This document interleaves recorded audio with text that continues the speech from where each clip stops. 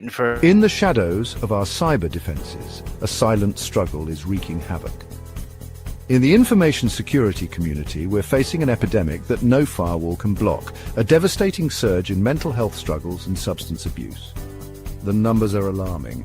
Security professionals are experiencing burnout, anxiety, and depression at unprecedented rates. Today on CounterSurveil, we're breaking through the silence. We're examining why our defenders are struggling, and more importantly, how we can build a stronger, healthier security community. Join us as we explore the human side of cybersecurity and discuss real solutions for real people. CounterSurveil. Because security starts with securing ourselves. Why do 90% of hackers swear by CounterSurveil? Let's dive in and find out. In the labyrinthine world of cyberspace, every click leaves a trace. But with CounterSurveil, you become the unseen. Our podcast takes you deep into the heart of hacking, where firewalls crumble and secrets unravel. From white hat heroes to shadowy code warriors, we cover the spectrum. Join us on Iron Geek, your portal to mastering the art of stealth and strategy. Discover the tools, the tricks, and the tales that define the modern hacker. Tune in and transform from a curious novice into a digital legend. This is CounterSurveil. Unmask the unknown. Tune into the sound waves, secrets of the dark maze, dark codes in the nighttime, information, gold lines. We're free in the spotlight, chatting through the late night. Smart contracts are lying, auditing, they're defying.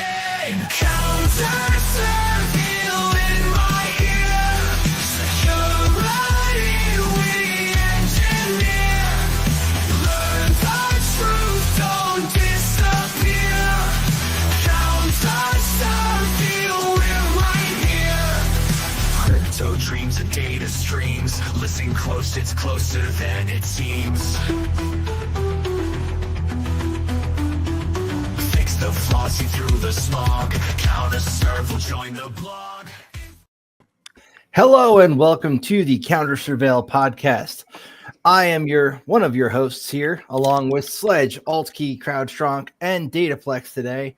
We have a very important topic today, which is the mental health crisis in information security, what can be done about it, who's already out there on the front lines doing good work, and what you can do yourself to help. Feel free to chime in the comments today. We will showcase any comment that we want people to respond to. We got some whoop ninjas over here. Whoop. And very important topic. Rest in peace to our fallen bros. Absolutely. Yeah. Why am I thinking 2600 when I hear this intro? Well, probably because we're tight with Lucky from 2600 and he's been on the cast. Yep. And also rest in peace, Aaron Swartz and all the others. Mm-hmm. Hell yeah. Big fan of Aaron Swartz, what he did both with Reddit, with RSS, and also trying to free all that data behind that paywall. I mean, that's a freaking legend out there. So this is a really complicated topic and a lot of things go into it. And I want to preface this with none of us are mental health professionals. Anything you hear here is not advice as far as professional mental health advice.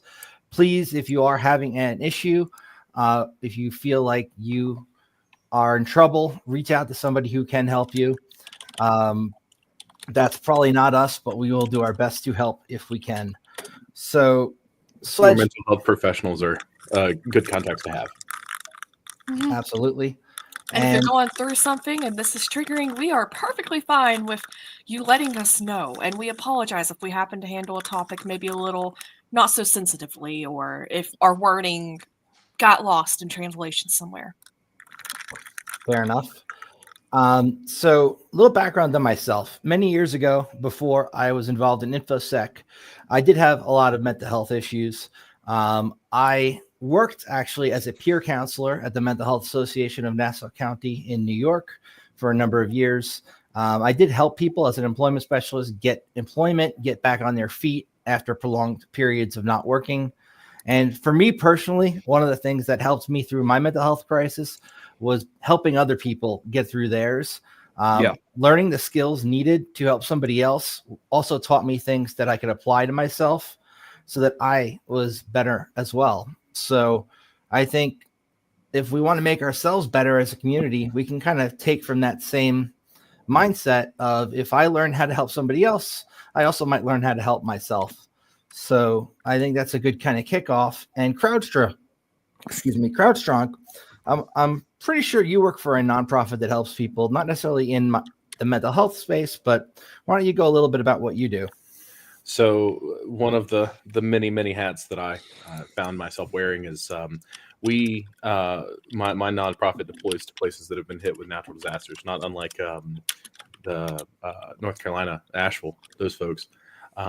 And most of what we do is provide communications and equipment for law enforcement, first responders, and people who are helping search and rescues and things like that. And we'll deploy and do all of that. We've done a couple of other things in the past, but that's kind of our main priority. Our main goal is to provide support and infrastructure for that kind of natural disaster a little faster than say what GEMA or the government could respond with. Yep. Wow, that's actually some pretty worthwhile freaking stuff you guys do. We should have had you come on as a guest just to talk about that, but you're a regular, so we'll have That works, man. touch base on that in another cast altogether. That sounds like a worthy thing to talk about, my friend. Mm-hmm. So we got Jake Newman here. I got put in the psych ward last month because I'm too elite. I don't ever want to go back. I've been in the psych ward a couple of times myself. Like 10-13? That's rough, buddy. I got put on a 72-hour hold at DEF CON one year, but managed to talk myself out of it. So yeah. Hackers, right? There's a lot that goes into this community, why people have these issues, why people are attracted to this field of work, who tend to already have pre-existing conditions that can be exacerbated working the kind of shifts that people work in this industry, dealing with the kind of corporate stuff that you need to in order to survive. Some of us are going to have shifts. It's like 24/7, it feels like. I mean, I can tell you, when I was working in a SOC many years ago, it was extremely stressful to do the Panama schedule. The hours each week that I have to put in front of a computer. Some days I'd be in front of a computer 18 hours. And I mean, it's really tough to get good sleep when you're doing that. And I think sleep is also something that a lot of us neglect. There's a reason we have the 3-2-1 rule at DEF CON. Sledge, what's the 3-2-1 rule? You're on the spot. 3 hours of sleep. What is it? 2 showers, 1 deodorant, something like that. I One thought meal. It was 3 meals, 2 meals, and 1 more meal. Where's the 11s? Where's the 11Z? So I believe it's 3 hours of sleep? That's not even enough, honestly. But 3 hours of sleep at a minimum, 2 meals, and a shower is, I believe, the way it is. Yeah. And OPSEC, not SLOPSEC. Yeah. Yes, absolutely. So you're right about that. I'm no OPSEC expert, and I don't pretend to be. I mentored a few kiddos who really didn't think things through. That's alt key there, but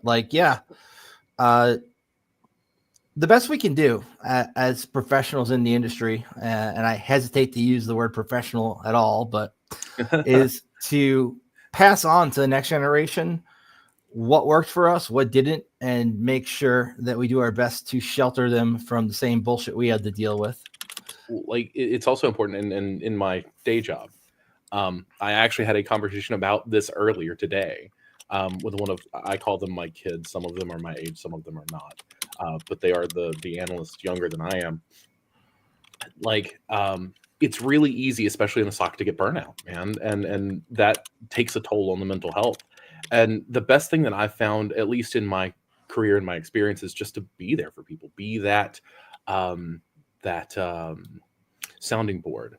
But also, there are lots of other things you can do. It depends on how bad how far along the bad has gotten, the dark has come on. But I know in my career that I have also suffered a pretty serious burnout under 9 floors of hospital in what feels like a past life. I worked really, really, really hard for, 9, 10, 11 months, just on a doing a job that I didn't end up getting hired for, and it just I got glass ceiling pretty hard, and it took a lot. It really genuinely did, and the ultimately what ended up happening is I left. I went to DEF CON that year. It was I got told that I didn't get the job right the weekend before I left for DEF CON, and the business wouldn't send me because it wasn't relevant to them. They weren't InfoSec; they were just IT, and so they wouldn't send me to DEF CON. So I sent myself to DEF CON. So I went looking for a job, and I happened to have a friend of mine that I had met years prior doing the collegiate cyber defense competition that was at DEF CON. Shout out Phil. And he and I met, and he was looking for a junior analyst. And really, long story short, 4 or 5 months later, I was able to leave that place, and it did wonders for me. But it took getting to that point, really genuinely not thinking I was going to survive it if I didn't do something drastic to make me do. And I found a few times in my career I've gotten complacent. And I try to keep myself, aware of that as I go along. But man, be there for your people, because if you can create that air of trust, that web of trust, if you will, it's really, really good to be able to be there for other people, but also keep on top of yourself. Good friends are good to have, man. Yeah. On the flip side of that is if you overextend yourself too much, then you burn yourself out trying to help others. So you got to find a good balance there. That's the keep on top of yourself part. It's like when you're in an airplane, if the thing comes down, you got to put the mask on yourself before you put it on somebody else. Otherwise, you risk passing out yourself. Yeah, that's correct. So a lot of people in our industry also, when they do face mental health problems, they don't necessarily feel comfortable talking about it because of the stigma that's associated with having they've been hospitalized, having to be on medication. It's not something a lot of people are open about because they're afraid people are going to think I'm crazy. It might affect my ability to get a job in the future. It might cost me friends. And I think there's a lot of work that needs to be done to change that stigma and kind of also understand that sometimes these things that other people perceive as weaknesses can be turned into strengths with time. Just like, coal turned into a diamond under enough pressure. Speaking about being under enough pressure, welcome, Delchai. How have you been, man?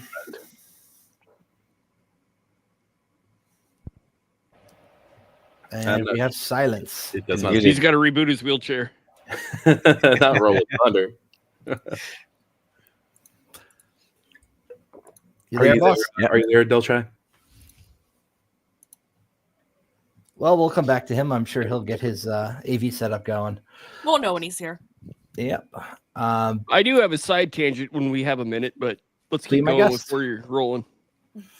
So the gist I'm trying to make is that the stigma that's associated with having a mental health problem or having a substance abuse problem, which oftentimes is co-occurring with a mental health problem. So a lot of the times it's not just that somebody all of a sudden develops alcoholism or that they develop a dependency to use a particular drug to get by, whether that be pot or something more serious like meth or MDMA or whatever the heck the drug of choice for the person is.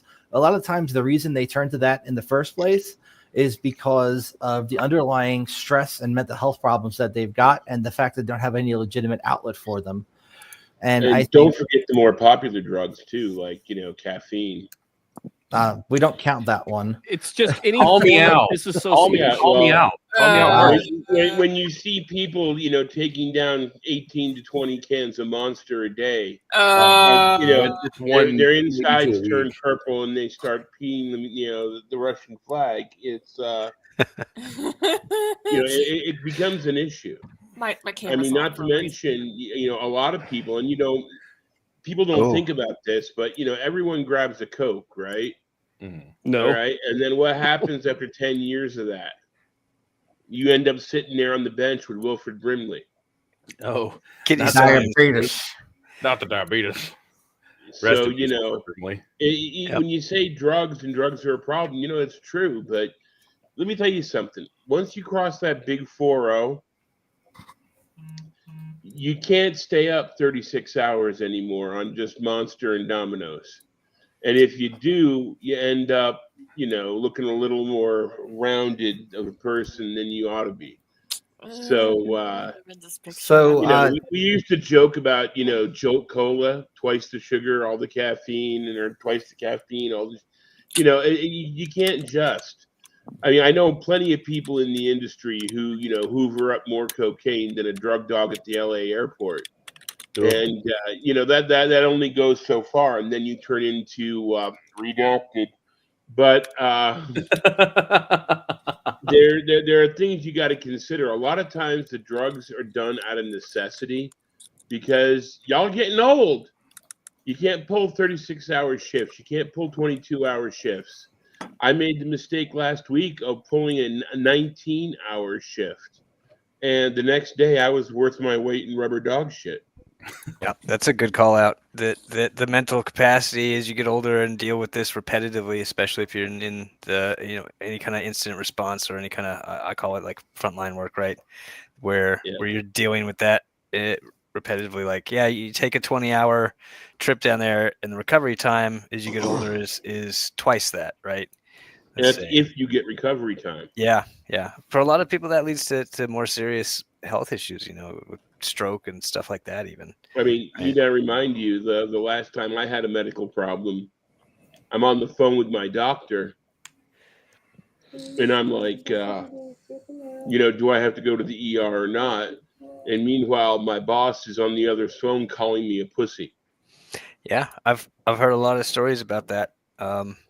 Another buddy relayed that he actually went to the ER thinking he was having a heart attack, and it was an anxiety attack. And his boss said, "You better get your, ASS back in the office today." Yeah, been there. Yeah, but let's bring this back around. The point I want to make is, a lot of people suffering burnout and going through like super stressful situations, they turn to substance abuse just as a form of disassociation, a temporary form of relief or whatever. But over time, that can become a physical addiction, not necessarily a mental addiction, but either or, they're both bad. The physical one is worse because that'll put you in the hospital real quick. Well, also, physical addiction will lead to mental addiction. Mm-hmm. Yeah. True, yeah. When you start believing that you need that. And, there's one other thing I wanted to point out. You mentioned earlier, you don't talk about mental illness because you might lose your job opportunities. Big thing there. But then you mentioned you might lose friends. Okay, let me tell you something. This day and age,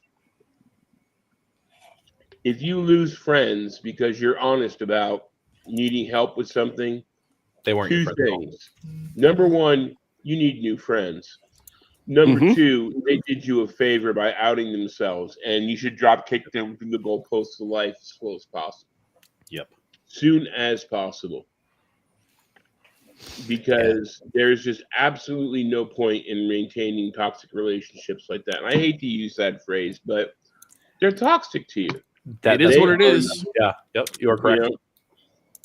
There's a lot of research, and I dropped over here in the chat. I can't join the chat, the public chat, right? But talking about cortisol and dopamine in the brain, right? And things like incident response and first, PTSD from cybersecurity work ends up etching cortisol tolerances into the brain, right? Which over time leads to more negative outlooks on life, more depression and things like that, right? So I've done a lot of study on like mindfulness, talking about trying to turn those situations into more, it's hard because like in the hacker world and in any kind of cybersecurity, you have these massive rushes of dopamine and massive rushes of cortisol, and it's figuring out how to balance that and temper that in your brain, right? In some kind of way and have a support system. Yeah. That explains why every now and then you find a pocket full of assholes in your friend circles.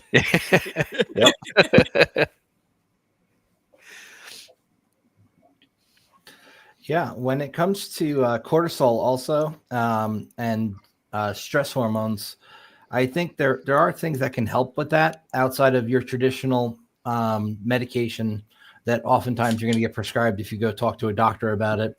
Things like, coping mechanisms, understanding your triggers, and also even changing your diet, adding more antioxidants, things like that can help a lot more than people realize. But that's no excuse for having keeping a shitty job. Mm-hmm. And I saw a comment in the public stuff. You got to switch jobs when you start staying in the parking lot up until 2 minutes before work starts, dreading the whole ordeal. Yep. Well, I got some news for you folks. I've been going through that for the last year, and the market is shit.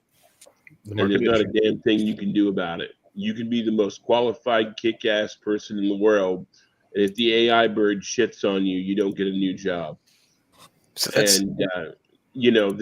are people who have to put up with things that are absolutely just downright inhuman. And the thing is, you can't quit. You can't quit because you need a place to live. Mm-hmm. Okay, I quit one of the absolute best leading cyber companies. God save me for saying the word cyber, but that's how they describe themselves. So, yeah, yeah. Tell me about it. No, I quit one of the biggest, most popular, most famous companies, and I ended up living in my car because I couldn't. The money wasn't there. You can't just up and quit a job because it's too stressful or you have a shitty boss or what have you. It's your livelihood. You know what? Right now, people with marketable skills are lining up by the dozens just for any job. You watch, I know, God forbid I say this too, but LinkedIn, because LinkedIn is like FetLife for business. But the thing is, you see a job up on LinkedIn, and before you can hit refresh to reply to it, it's got 500 applications. Let's not go off on a side tangent, but if anybody's listening, LinkedIn is actually pretty dope. I've gotten so many interviews through that I can't even keep up with it. Okay. Now wipe off your chin. This ain't working. Wipe off your chin because that's probably how you're getting those interviews. I've already accepted an offer, so I start next week. Listen, it's the same game, right? That we've been playing for 20 years with Monster.com and all the iterations of it afterwards. Is like either use the system for your benefit or it plays against you. I've seen a lot of people that struggle to somebody else said in the chat, like adapting your skill set across that translates into other industries, and I think we're seeing a lot of that and a lot of uncertainty. And yet to kind of bring it back around, right? This is one of the things that's going to trigger a lot of people in this industry with mental health challenges in the coming years, right? We are going through transition, and tech industry historically has 5-year basically like we've solved a problem in this domain, and those people now go work in some other domain to solve problems in that space, and that leads to a lot of job loss and a lot of job necessarily like transition, right? But yeah, it is difficult. I've seen people that are, on LinkedIn, on all the job sites. I've seen phishing rampantly on there, right? Of people in this industry specifically. So it's also like a paranoid experience going through that. Over email. Yeah. What do you mean a coding challenge on your platform where I have to install something out of your repo? Gosh, how desperate am I for this thing, The other thing that hits hard in a market like this, in situations like this, it's kind of sort of preventable, but it's inevitable. Imposter syndrome. Yeah, oh my God, don't get me started. Especially when you have abusive management and they feed into it by like, yeah, well, you're not going to get a job anywhere else, are you? I have excellent management. You're not gonna do it anywhere. You're lucky you're even here. You're lucky I even keep you around here. My favorite. Constantly feel like the stupidest person in the room. Yeah. It's like if you feel the most competent person in the room, you're in the wrong room. You always got to surround yourself by smarter people. But like I'm always telling myself I suck in the bag. My favorite one today, which I hear on a weekly basis, is I have a list right here of reasons that I could fire you right now. Don't make me use it. but that's just bad management. Right. I hear that at least twice a week. Does good management exist? I can confirm, and I would love to shout them out, but I can't tell you where I work. Yeah, same. I would shout out a good manager myself. Those dudes are the most based motherfuckers I've ever met in my life, genuinely, and I would go to the ends of the world for those dudes. And my last job. See this? Know your love. It's rare we can actually honestly call your manager a friend. Like we go out, have whiskey and cigars. Oh yeah, every now and then. Like that's rare, but it was awesome. Yeah, I've had 2 really good managers in my career within InfoSec. This guy Eric Stride, who I worked for when I was under him at Atlas, and then this other guy Jose, who I worked for many years ago at API Hotels. Both of them great bosses. They were supportive. They were there for you when you needed to talk, and they weren't judgmental. I think that's really rare nowadays where you're going to get that kind of boss. Boss I've got now couldn't give a shit about anybody on his team. He's a selfish, kind of mean person to a lot of us. And hopefully he never sees this cast, but he definitely needs to work on his social skills because, the things that he says to people on my team, as well as myself, it really does have a detrimental effect on us. I was talking with one of my coworkers about how I've been grinding my teeth so badly due to the stress, mostly from him. And he said, "Oh my God, I have the same thing. I went to the dentist. They told me I have severe bruxism. I ground my teeth next to nothing. And I have to get implants." It's like both of us, same thing, just dealing with that stress, grinding our teeth over, I have an appointment next week because I, over the holiday break, went through something and actually broke a filling out of my tooth, out of my molar. All right, 3 stories real quick. I broke my heel bone this weekend, or last weekend.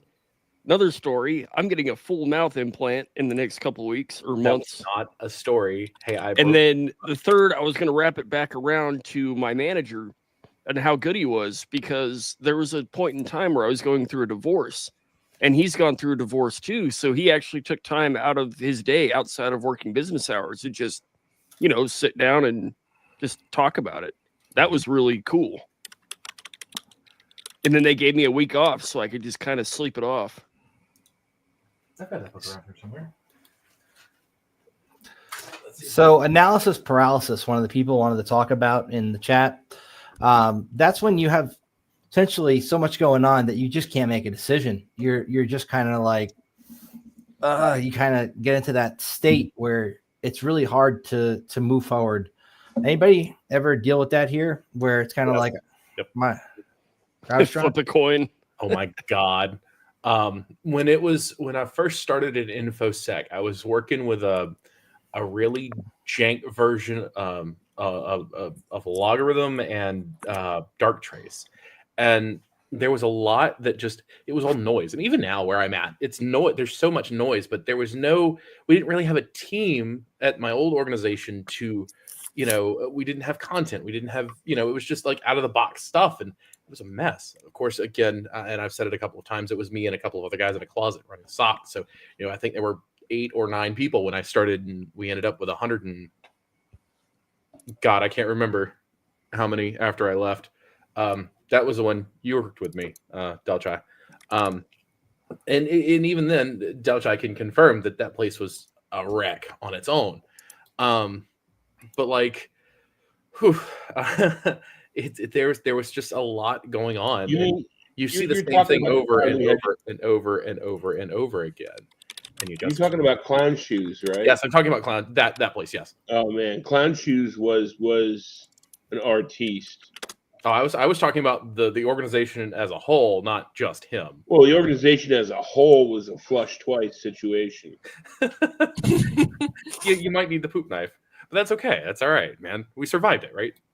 I mean, you need the poop stick for that place. There you go. So, oh God, we're beyond the knife. We're to the poop staff.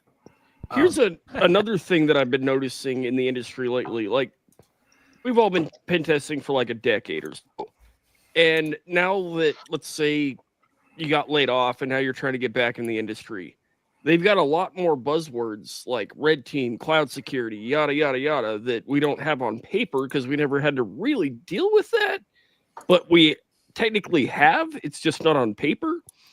So trying to Or prioritize somebody which invents a bunch certifications of you want to new get. buzzwords. Somebody invents a bunch So of new it's like- buzzwords and builds a certificate around it. So you have to have this Yes. certification for, left-handed orange team management queries, and you're like, what the fuck is that? I'm gonna challenge that and say anybody that's like, and this is just, it is a reality out there, but and the jobs are there and they suck, where they gatekeep based on those parameters, right? And walking into there what you're walking into, which is not a culture of knowledge and education expertise, right? But desperation, essentially. And because the flip side of that is like, I've walked away from opportunities like that and paid for it, right? But also found opportunities where, hey, I demonstrate my skills and value as a contributor to the team, right? Or as a leader in his a mic or thought me? process. And it's probably me. Right. But basically, like, finding the right fit, even if it's like making that a reality, again, that's kind of that adaptability. Everybody that's had a day on the job has expertise that somebody else doesn't, right? And value that about yourself, and really, like, not that I suck at this, but hey, this is my expertise and this is where I want to go with it, right? And if you need anything else, I'm willing to learn. Yeah, because 20 years ago, none of this existed, right? So the first group of us that went through that whole process, like, I didn't have anything to put on my resume except, like, I got in trouble in the 90s, and now I know how to do things that you are afraid of. With me, it's like, I've got 500 pen tests under my belt, but you're talking about cloud. What do you mean? Do you mean IAM misconfigurations, or just doing like Active Directory in Azure? So they don't even know. Yeah, did you see that new? We found a new vulnerability in IAM, and it was a big, huge 0-day, blah blah blah blah blah, and all it was a single line misconfiguration. It wasn't a zero anything. Yeah, I looked at it. And I wrote about it. I said, this is nothing new. This is just a misconfiguration of an S3 bucket. It's like, I can do that standing on my head with 2 fingers up my ass. Yeah, but I'm going to take it back, right? I'm going to rewind. Like, I'm going to go retro on you and say that's just an NFS share that's misconfigured for read write all. Like, oh, wow. It's all the same. It's just replaying, and it's okay, right? My first actual paid engagement in cybersecurity was in 2001. So that. Oh, you got me beat by 5 years. Yeah. Please stop, Jake. It didn't exist, right? So it was more like secure programming consulting, right, at that time. And then it went into, I went application security, right? But you split into network and all that. So I think it's just an evolution of your skill set, right? Yeah, and that's a great resource there. But back to that, that analysis, whatever it was called. Analysis paralysis. Yeah, analysis paralysis. My point was, like, when you're in this situation where people want something from you, how do you prioritize? Because you only have X amount of time, right? Let's say they want you to know 2 things, but you don't have it on paper. So, for instance, you want to get the CRTO for Red Team, or go get a cloud certification or something. I'm gonna throw this out there. Can I throw out one idea and get some feedback on it? And it's that I've always tried to have like a 1, 3, and 5 year plan, right? Just on an index card, 1, 3, 5, and basically, like, I compare those analysis situations. Like, is this getting me closer to that goal or further away? And is that goal still relevant for me? Because, like, if I don't have kind of a North Star on some of this stuff, it's real easy to just start spinning out of control on it. Yeah, well, these days, that card has one word on it: survive. Yep. That's my 1 year, 2 year, 3 year, 4 year, and 5 year plan. I was coming at it from the perspective of, hey, this needs to happen now. I need a job now. So, like, which ones can I knock out real quick? Yeah, man. I mean, there's a reason why people are quitting tech and going out to the barn to raise chickens. Mm-hmm. Yeah. And I'm not even exaggerating. I know at least 3 people who've done that. Working on my plan every day. I mean, I miss Hackers on a Farm, which was something that some people in Louisville used to do. Oh, yeah. I'm not talking about. I'm talking about like walk away from technology altogether. They literally one guy told me that 10 years in InfoSec trained him to be perfect at shoveling chicken shit. And checks out. Literally, he raises chickens now. Yeah, that math works. Yeah. Data said something a moment ago, talking about kind of going back a few minutes. Talked about people, and it kind of spurred a thought. Everybody you work with and everybody you meet, even those that aren't of real assistance to you, can teach you something. And back to the conversation I had earlier with my kid, we have a guy that I'm working with now that is technologically brilliant. He's real smart. He's young, and he's not experienced and doesn't understand what teamwork is.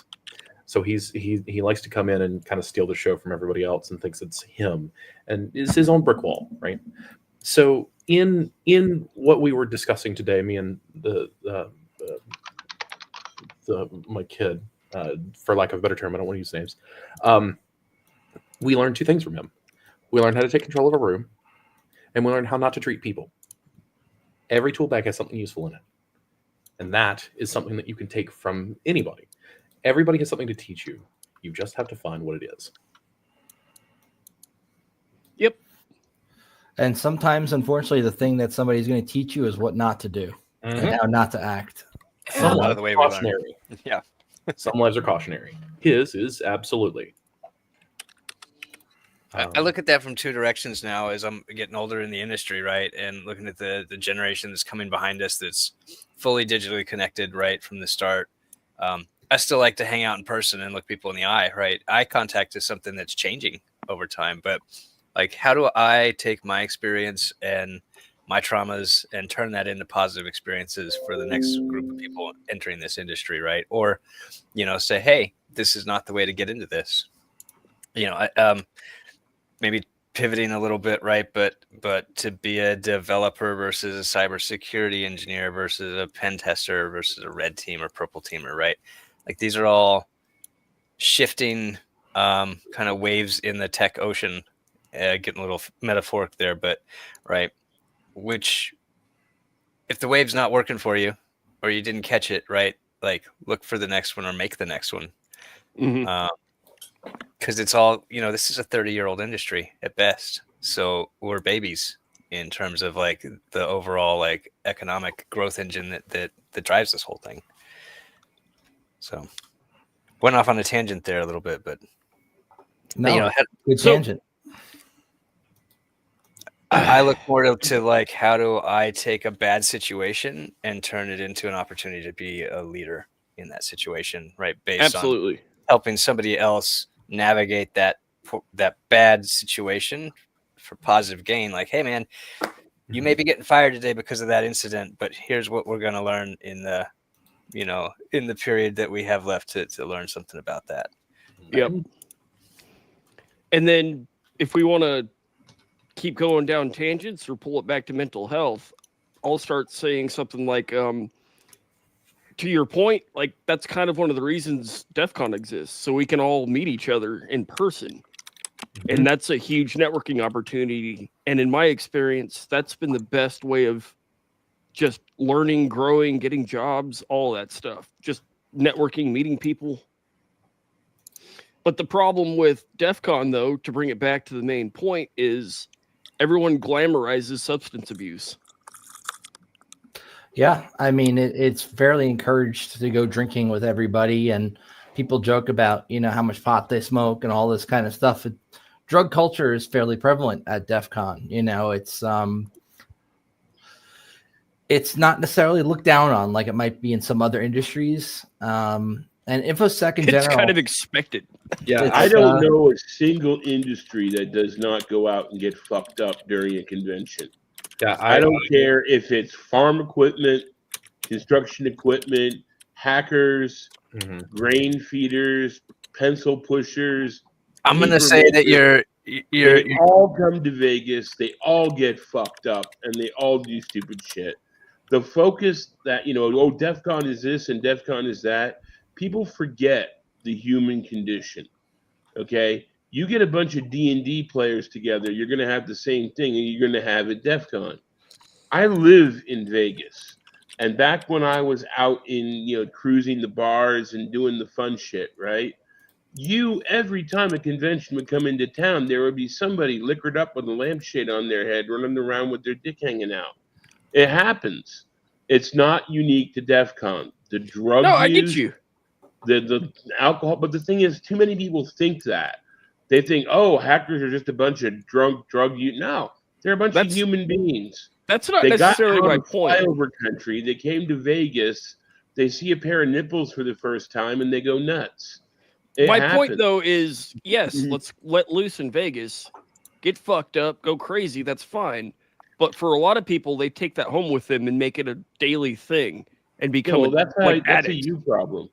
That's what we're talking about. Yeah, that's what I'm saying. If you have that problem, you're going to have that problem no matter where you go. It's not unique to hacking. It's not unique to Vegas. It's not. I'll say, so hold on. I'm gonna say this though. Our industry, probably it depends on what area of the industry you're in, right? If you're a defense contractor, you're probably a little bit more on the alcohol side, right? And some of the other industries maybe a little bit more on the side dishes side of things. But by and large, like other industries where you're licensed or you're certified, right, and you may lose that based on like an expectation of passing those tests, right? They get weeded out a lot faster, and I think tech workers get overlooked, and so like it entrenches itself in people a lot harder here. Yeah, right? There are so many ways to get around that, and so few people who actually end up going to these things. That I mean, it's just you can't. I've worked in some pretty sensitive environments. Okay, and I've worked with people, they don't do drugs, they make their own drugs. Okay, they go home and they pull out their Play-Doh fuzzy pumper drug set and they make their own MDMA. They make their own LSD, and they suck it down and watch Carl Sagan videos and then go back to work the next day. The thing is that I hear all of these things about, DEF CON. People still blame DEF CON for the local Vegas criminals that hang out in the casinos and prey. I don't see DEF CON that. Yeah, I don't see it that way anymore, though, right? And I'm choosing to not have that description of it. I don't think that's what it's about anymore. Maybe started there. But I'll say this, man, my accountant girlfriend has never once come to being like, man, I could really use a gallon of whiskey after today. It was real tough filing tax reports, man. Like, yeah.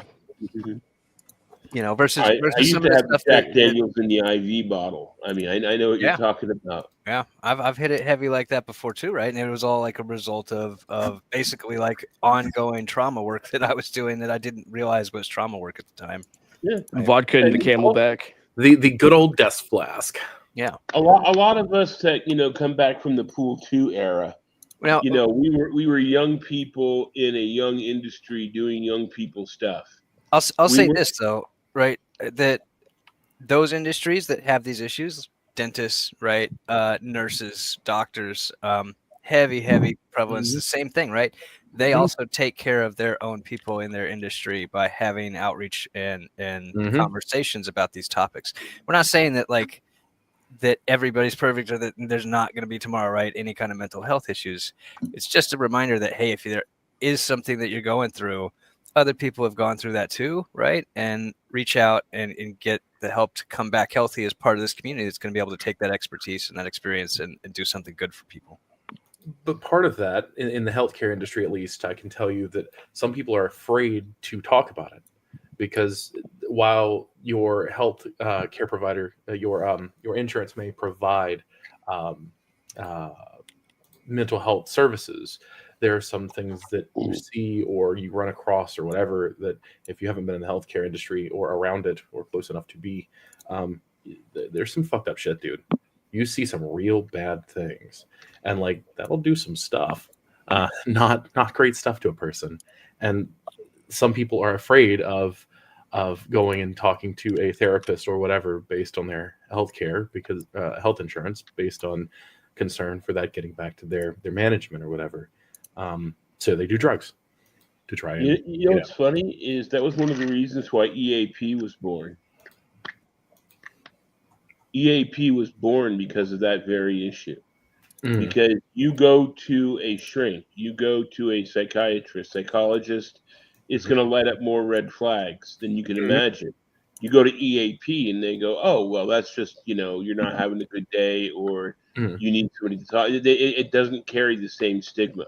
And a lot of people I know went the EAP route to get their shit taken care of. Yeah, if your company offers EAP, that's a good thing to take advantage of when you need it. I've used it myself. I think they gave me 4 therapy sessions when my regular health insurance wouldn't cover therapy, which was useful to me at the time. The thing is, at the end of the day, we're in an industry that produces this kind of problem. Okay, we it's not like we go in there and we have bad lives. We go into an industry that destroys our lives. And how we choose to cope with it and how we choose to deal with it doesn't change the fact that we go into an industry that's destroying our lives. And we don't all have the fortune to have a good boss or a good job or a good scenario. Yeah. There was a time when I was working a job where I had literally 2 hours to myself a day. By the time I would get up in the morning at, pre-dawn, drive down to the train station, get on the train, fuck around on the train for 2 hours, walk the rest of the way to work my job, do the same thing in reverse. And by the time I got home and shut the door and put my bag down, I had exactly 2 hours before I had to sleep, if I wanted 8 hours of sleep before I had to do it again. And sometimes you have to do that. Because there aren't any other jobs. You're being forced to destroy yourself. And I would also say that it's part of the game. They'll tell you it's part of the game. It's important to have like a good friend circle to where you can, vent and just get things off your chest. It's basically therapy, especially when your friend knows who you are, knows where you're coming from. That's always really good to have in your circle. I want to chime in there one real quick, Delsey, and then get your feedback on this one, right? But that's kind of where my experience, man. If you'd told me back in 1998 when I got into this that it was going to be basically like I would be comparing myself to a fighter, right? But the building's digital, right? The flames are real. Everything about the rest of that is real, right? I don't like to compare myself to like police, where people are getting shot and things like that. But man, depending on what side of that I'm on too, right? I might be on the defender side, man. I got into this early on because I thought computers were cool. And then I realized nobody else understands the ramifications of what they're doing, right? And I take that as kind of I'm proud to be a defender today, man. I protect people from a lot of the bad shit that's out there. And today, especially when you have a good win. Yeah, man. When you have a great win, it's like, yes, right? And that's what I do it for. I take all that stress on. And I've really had to change my outlook on it. I know more today to tell people if you're going into cybersecurity, have those mental health resources available, have that plan available, right? Have your health check ready, and man, get ready, to if you're in a position where it's not working, do everything you possibly can to get out of that situation, But if you're in this for the protecting people who don't understand what the cyber world is all about right now, it's going to be rough days, right? And I'm okay with that today. We come out of it stronger. It's also kind of like if you don't have the passion for it, you're going to get burned out really easy. Versus if you just treat it as a job. Sure. I think to get further, and that's what I always look for, but you have to love it. You have to love what you do, and understand that it does come with. It's not perfect. It does come with its own number of setbacks and things that will take a toll on you. But shielding somebody from the bad is always going to do that. It doesn't matter if it's a job or not. Absolutely. Jake is here from the comments. Hey, Jake, welcome. What's up, comment, Jake? We can't hear you, Jake. Hey, mute, Jake. Sorry, You're I not was State muted. Farm, are There you? you Yeah, sorry, I was muted. Thanks for having me on. I think the topic you're discussing today is important and not discussed enough. So I'm looking forward to throwing down with you all. Let's go. Thanks, Jake. Appreciate it. So, yeah, should we open up the floor for Jake? Yeah, Jake, why don't you tell us a little bit about yourself? What's on your mind? Yeah. Oh, sure, for sure. So Jake Newman's my alias, just my hacker handle, as it were. My real name's Alex Hyde. Spent the last 15 years within InfoSec, web application pen testing for the most part, malware analysis, just the whole gauntlet. Dabbled in a bit of everything. Spent the last 10 years at a startup in New York City, and now I'm basically a freelance consultant. And hearing just hearing the mental health concerns, I quite literally thought I was going crazy at this last place, and it wasn't just me. There were a lot of other people too who would leave, and I thought it was just maybe there's something wrong with this company, but it seems to be an industry-wide epidemic. Yeah. Depends on how large the company is, I've noticed. Yeah, this was just a smallish startup. I would say not a mid-sized startup. Startup. Yeah. Interesting. Yeah. I'm going to throw out there something that I noticed, and this took me a long time to realize, right? But like when you go into cybersecurity and you go into a company to take that role on, you basically walk day one into the closet full of bodies, right? Yeah. Our job is to find all of those things, and then you're like, nobody else understands this is here. This is fine, right? It's and then you basically have to make a determination of whether or not you think you could be successful in protecting that or making it better, and that's a heavy burden, right? Or try to, and if you get failed, and if you fail, get the senior leadership team coming down on you. Yeah, right. And knowing that we're going to be the scapegoats for that when it fails, because they make bad decisions about that stuff. I've always referred to the CISO seat as the crown of basically the throne of thorns. You know, if you're okay for getting paid for 3 years to basically sit on an airbag that at any point in time could go boom, you're ready to be a CISO. Yeah.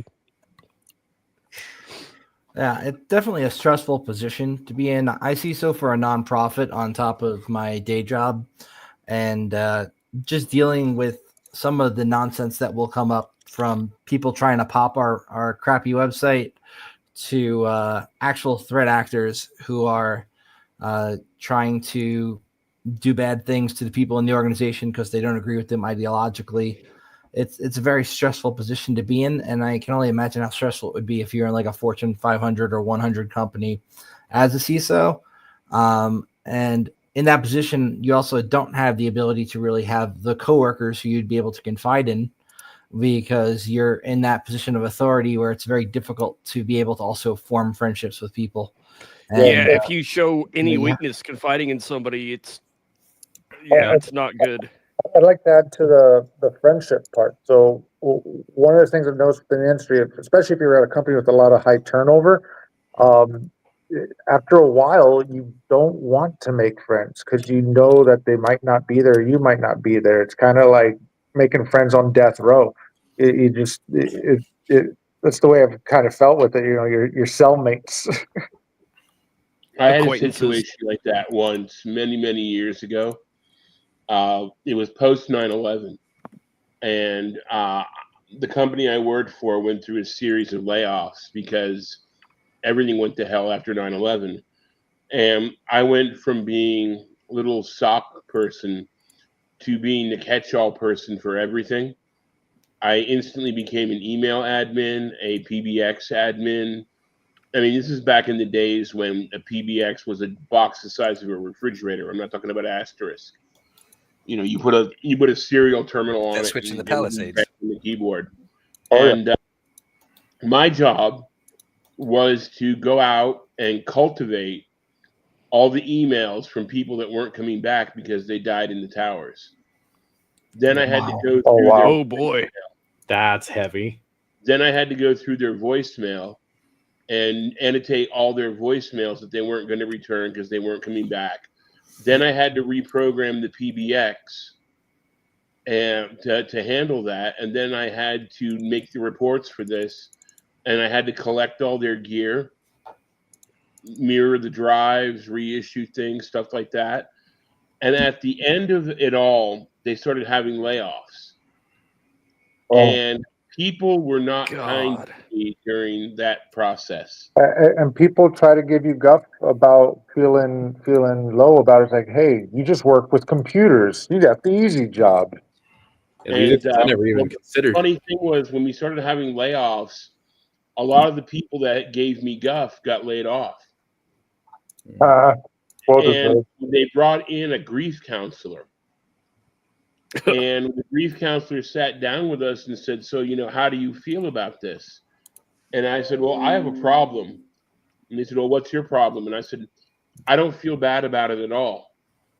I said, we're laying off and getting rid of people that have treated me like shit. So I want to fucking party that these people are gone. And yeah, I'm surrounded by people who I know they're not going to find a job.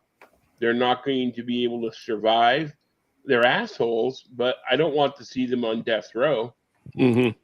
And I'm like, I'm conflicted in how I feel, because on the one hand, I don't have to deal with them anymore. On the other hand, we're condemning them to hell. And I don't know how to deal with that. Well, are there any of those people that in modern day you would work with again? Oh, not if I could avoid it. Just goes to show you, people don't change. Okay, continue. The thing is, for my trouble, I got written up by HR. Oh Lord! Oh God! Yeah. They asked us, no on that one. trouble, just tell us how you feel. Maybe you And should I eat some told them fucking how I soap and felt. clean up your goddamn language. Oh, my language wasn't even a third of my problem. Here's the reality. Like, at any given time, man, I've been that asshole, and I've been on the end of the stick to be swinging the stick at some people, right? And I have to say that, like, both perspectives, unfortunately, are valid, and they both potentially suck on any given Sunday, right? Yeah, two things can be true at once. It's never valid to just be a generic asshole, just to walk in there and be a dick about everything. Man, if you're not doing your job and you get beat up. Yeah. Okay, that's one thing. If you just walk in there and go, huh, you're a what? Yeah, I don't like your kind of people. Or you're shut up and fix my computer. Well, man, I'm going to say that's that, one like, of my favorite lines. Shut up and fix my computer. I've said some really horrendous shit in the middle of a crisis situation when I was unprepared to handle that. Situation, all bets are off. I used to work with a guy that was so bad. Who am I to say when your crisis situation is happening in your life, man? Yep. And that's really, I think, what that boils down to for me is my experience. Like, if somebody's doing that, I need to be like, man, what's going on in your life? Let's sit down and talk about that for a minute. That's let's go have a beer. Asshole. Oh, there you go. Have a beer. Uh-oh. Yep. And anyone's like, I don't want to have a beer with you. Well, you're the problem. It comes down to that conundrum. Yeah, I'm trying to bring up. I would rather drink hemlock than a beer with you. Okay, Gentlemen, look who it is. The beer is I'll give you some Malort. It turns out an icebreaker, right? on Monday nights for an hour, I spend on podcasts instead of drinking after DEF CON last year, man. So that I've been super proud to be part of this community and this Spencer here. Oh shit! Which podcast? It's an evolution. I mean, that's a lot healthier to do podcasts and drink booze for sure. Or you could be like me and doing both. I've been going to DEF CON since in the single digits. Okay, so I am not going to say I'm an angel. I went to DEF CON and got fucked up and hung from the ceiling and did things that may or may not should have been done. Okay, but I mean, they were always in the spirit of hacking. Don't get me wrong. I went into some unauthorized places and I did some things and I pushed some buttons that maybe shouldn't have been pushed. Mm-hmm. And I did my share of drinking and carrying on. But the thing is that as time passed, that really mellowed out. And now I see a next generation of people coming in, and they're doing that, and I'm like, damn, I'm jealous. I remember what it was like to take a laser pointer and draw dicks on the wall. Yeah. I mean, no, I've never done that. I've been going for 14 years, and I've only had the cops called on twice. I threw a party at the Luxor one year that spilled out from my suite into the hallway. And I had to leave my suite to go DJ. And there were literally people in the hallway, half naked, spraying whipped cream on each other. Oh, yeah. That sounds right. And I was like, I kind of miss that in a way. But at the same time, I also like being able to go and learn something and do something and, pick up. I just want to talk to people. Like, I hate it when the fucking party is so loud you can't hear anybody. I just want to sit down and talk. Well, that's why I like the circle definition of a party. I mean, if you want a party, go to a party. If you want to sit around and talk to someone, go to a lounge. Back plenty of chill out lounges at that time for sure. Bar. Yeah. Guys, we have a piano bar and sit there and listen to the guy play Billy Joel songs and then talk about stuff. And if you go to a party, it's going to be a party. You can't become your parents. We've got both Adrian Crenshaw and we have someone from the new era. I don't know if I'm supposed to say the other person's name, but somebody else has been on the cast before here. Adrian, nice to see you, man. It's been a while. How's it going? I saw the name and I decided to pop on. And Delchi, I would say about as far as parties at DEF CON, I get the impression they're not as wild now as they used to be. I remember there used to be the Hacker Pimps party where they had strippers and such. That was pretty fun. But I think they stopped that because of political correctness. Oh, that got SJW'd out, just like, Vinyl Vanna. Darn it, I missed the strippers, really? Oh, yeah. Yeah. Even Hacker Jeopardy's no fun anymore. The thing is that, SJW had its day. And it took out a lot of things, and some for the better, some not for the better. But yeah, you're not going to see that anymore. I think you're not going to see it anymore. Vegas is a place where you could go find and plan your own experience. It depends on how determined you are to have that experience there, right? It used to be easier and cheaper. Yeah. Cheaper. Jake, you're muted if you're trying to talk. Yeah, get off of my digital lawn. Oh, sorry. Yeah. I was muted, guys. Sorry. I was just saying, DEF CON, it's like they say at DEF CON 101. It's what you make it. It's up to you. I have come to really, really hate that phrase because it's most commonly used against people who just say anything. It's what you make it. Oh, I don't like it because this bad thing happened. Well, it's what you make of it. Oh, well, I got anal prolapse. Well, it's what you make it. Yeah, you just gotta. How do you make of it? For an hour. I got stuck in an elevator for an hour. Well, DEF CON's what you make it. What does that have to do with being stuck in an elevator? The escalators don't work. Hey, you get a cool story out of that. If my friend Malcolm fell down the stairs. That lecture sucked. Okay, yeah, I understand using that phrase.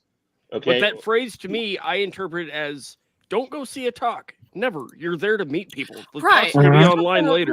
Yeah, all the talks are online. Just watch them after. Go hang out with people.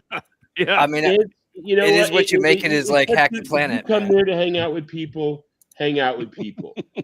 There used to be a great comparison. People go to DEF CON for talks like people read Playboy for the articles. I like that. Hey, they got some good recipes in those books, those magazines. And it's just the thing is that if you want to go there for talks, go there for talks.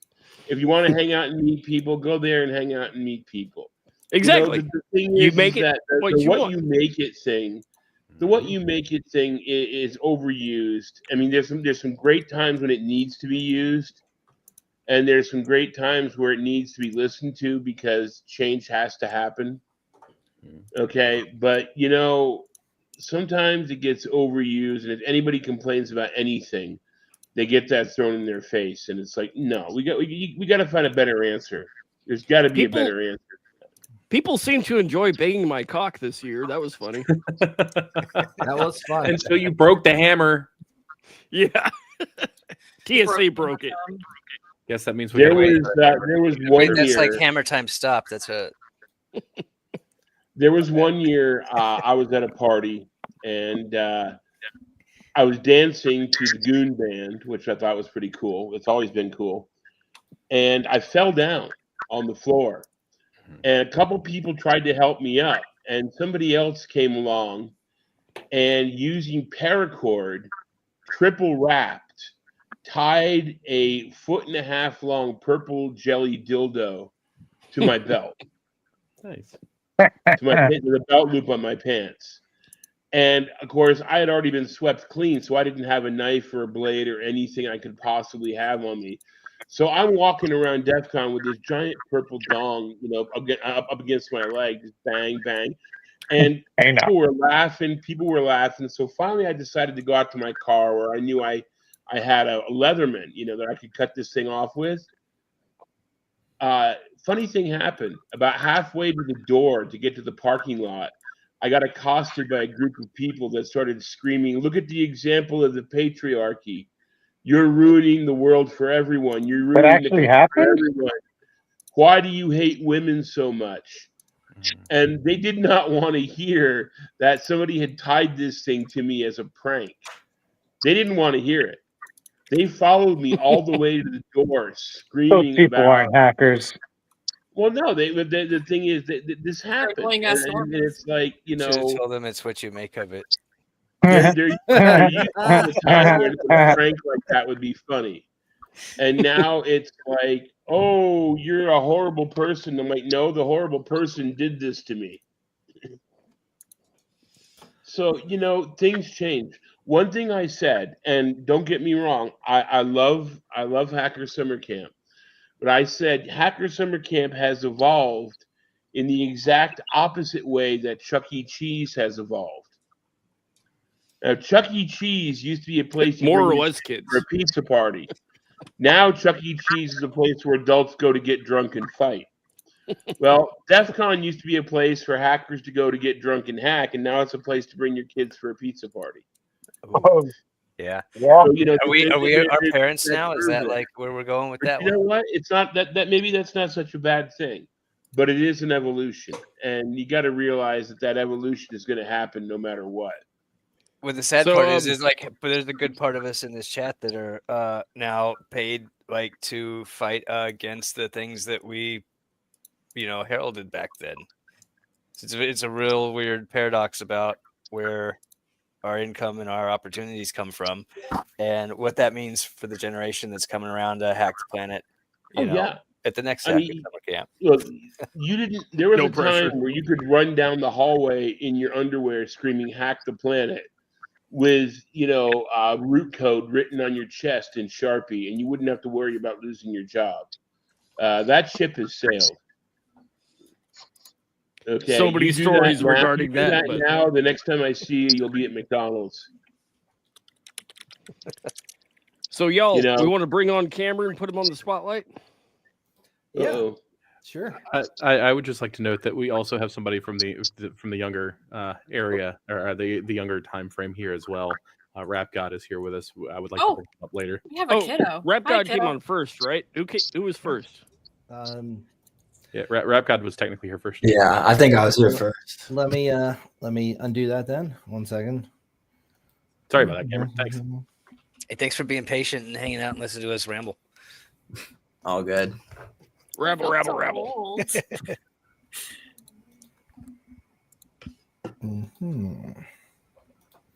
There we go.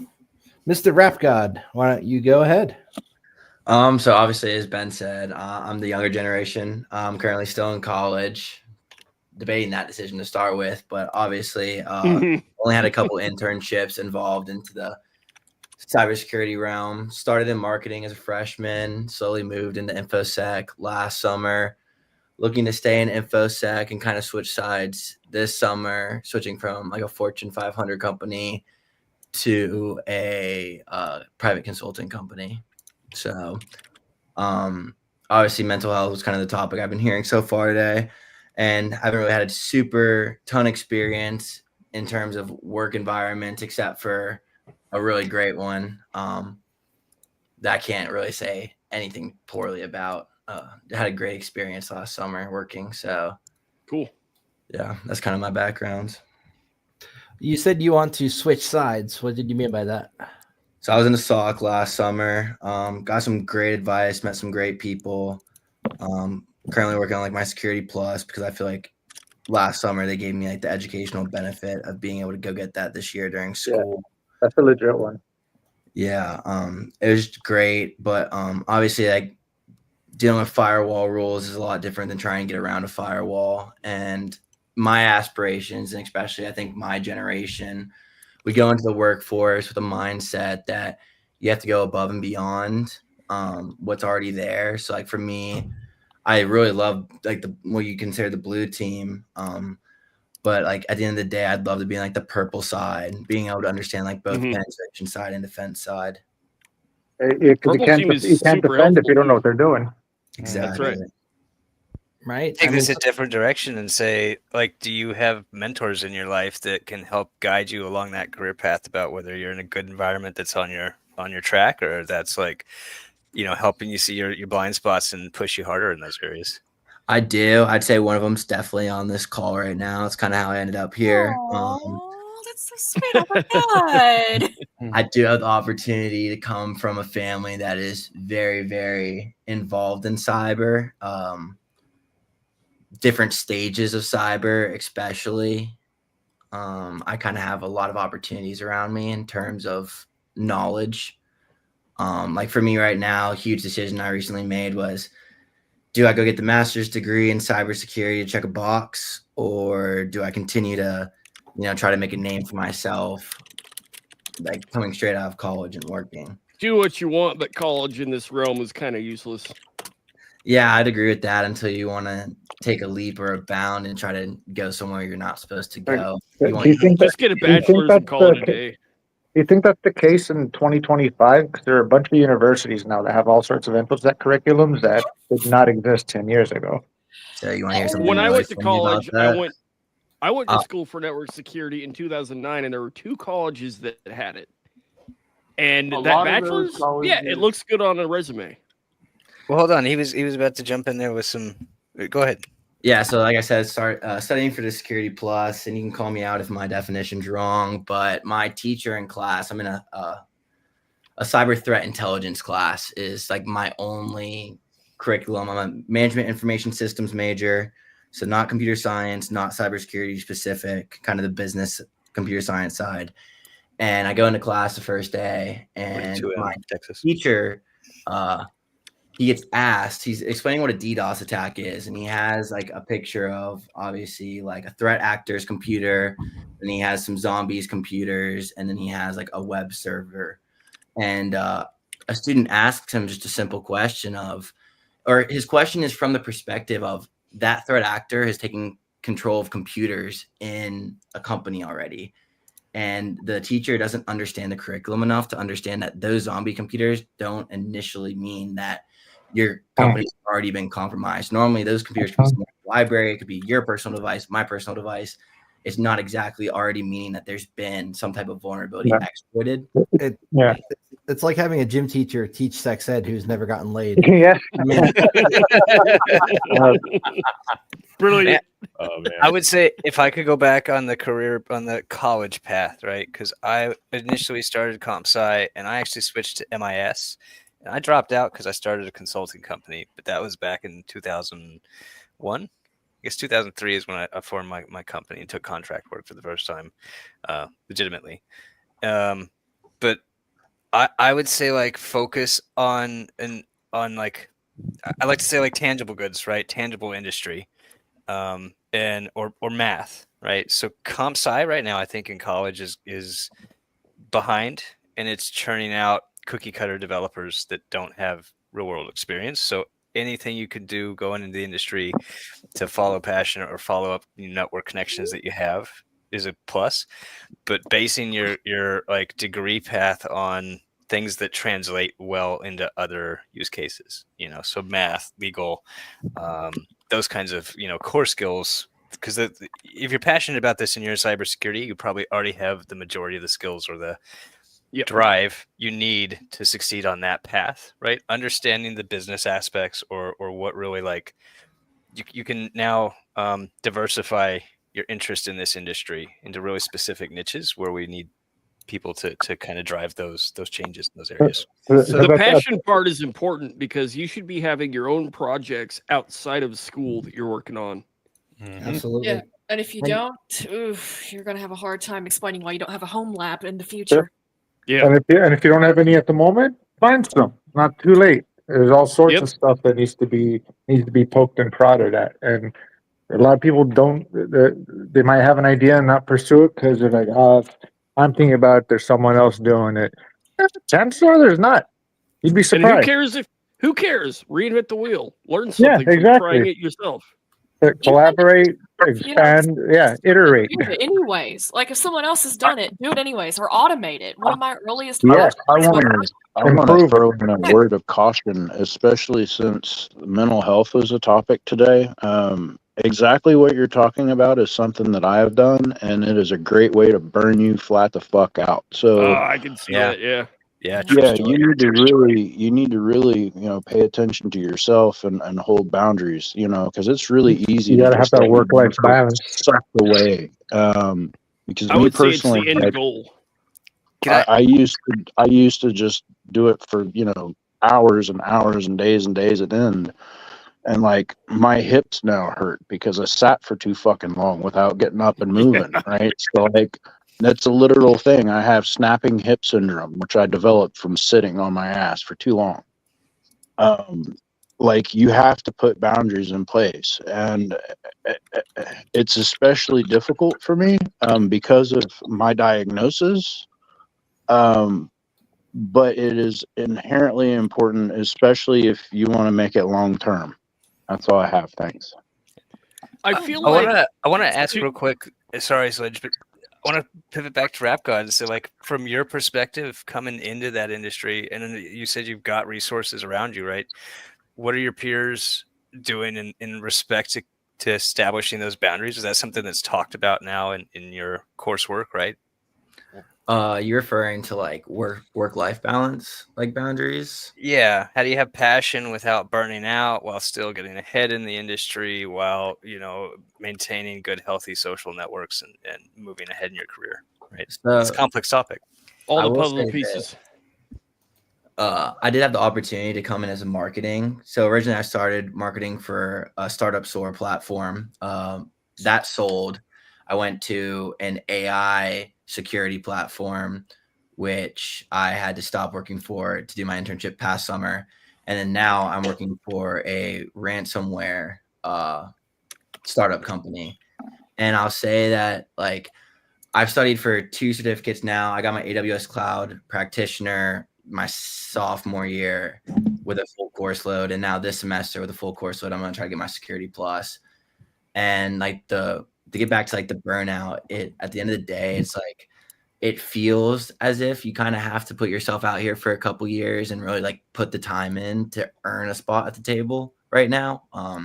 Obviously we live with like the idea that like it is really hard to get a job after college, and they market that to like the full extent. And I think that's like the biggest stigma that I've experienced so far in terms of like burnout and having to like put myself forward so that I can have the opportunity to go work somewhere.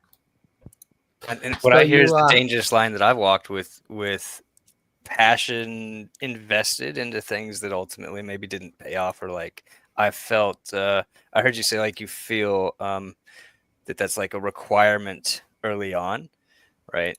And I'll say personally, like that ruined my first marriage. I chose the job over my family, right? And I didn't have good guidance on that, right? And that led to the whole previous hour's conversation for me, where it's like set good boundaries and have those goals where like, okay, you want that certification, like put a schedule down on it, right?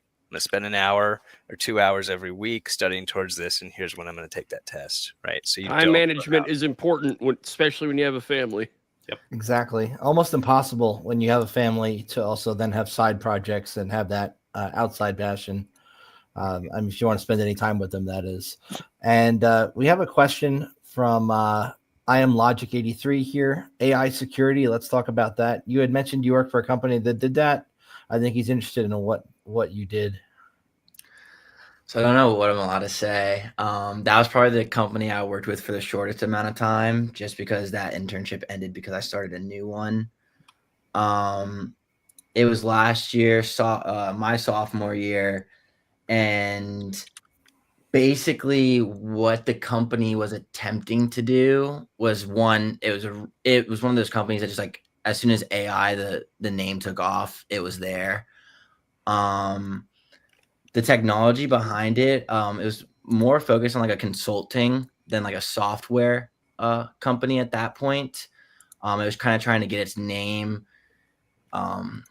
into working with other like AI focused startups, kind of consulting. I know a lot of the guys that I worked with, I know more about them than the product itself because now they have a product. But it was a lot of guys, ex-government, pen testers who were basically what they were selling while I was there is they were going to go in and break your AI for you. Whether that was through prompts, good old grandma, like vulnerabilities. That was kind of the idea behind that company. And since then, they've totally ditched that idea, and I have no clue what they're working on now. So was the idea to like get it to say something it shouldn't, or expose biases, or? So it was, I know, so I was on the marketing side, so I didn't do a ton of the technical work, but I do know the technical work that they were doing is companies that had their own AI kind of for internal use. That was the AI they were focusing on. So they were kind of trying to get some like PII from the AI, make it say something that could get it in trouble, someone in trouble, seeing what prompts it could get to spit out. Mm-hmm. So that was around like the guardrails of the AI. Yeah, I Am Logic had a few other questions. You wanted to know if you signed an NDA, the name of the software, was it vaporware? Got it? Question mark. Feel free not to answer anything that you don't feel comfortable answering. Just I mean, most companies cannot confirm or deny. Yeah, most companies I've worked at have had me sign some piece of legal paper, so that's kind of why I'm shying away from the name and too many specifics. Well, you're using a fake name and yada yada, so you could just say. No, he's actually as long as you don't say client names. Nope. Nope. Leave that where it's at. Yeah. A good first resource entering this field is a decent and semi-cheap but worth their money lawyer to bounce questions just like that off of. Mm-hmm. Worth their weight in. I can't throw them that far, but they'll probably keep me out of jail. I just re-upped mine. So redirecting the conversation a little bit back to mental health and substance abuse specifically, a lot of people in our industry have had to deal with those two specific things. I think alcohol abuse is very prevalent among people in the InfoSec community. It can be very hard once you become dependent on a substance to get along every day without it. I know from experience, my dad had a major alcohol problem. When he would stop drinking, he'd get the shakes. It'd be very hard for him just to be able to get through the day. Yep.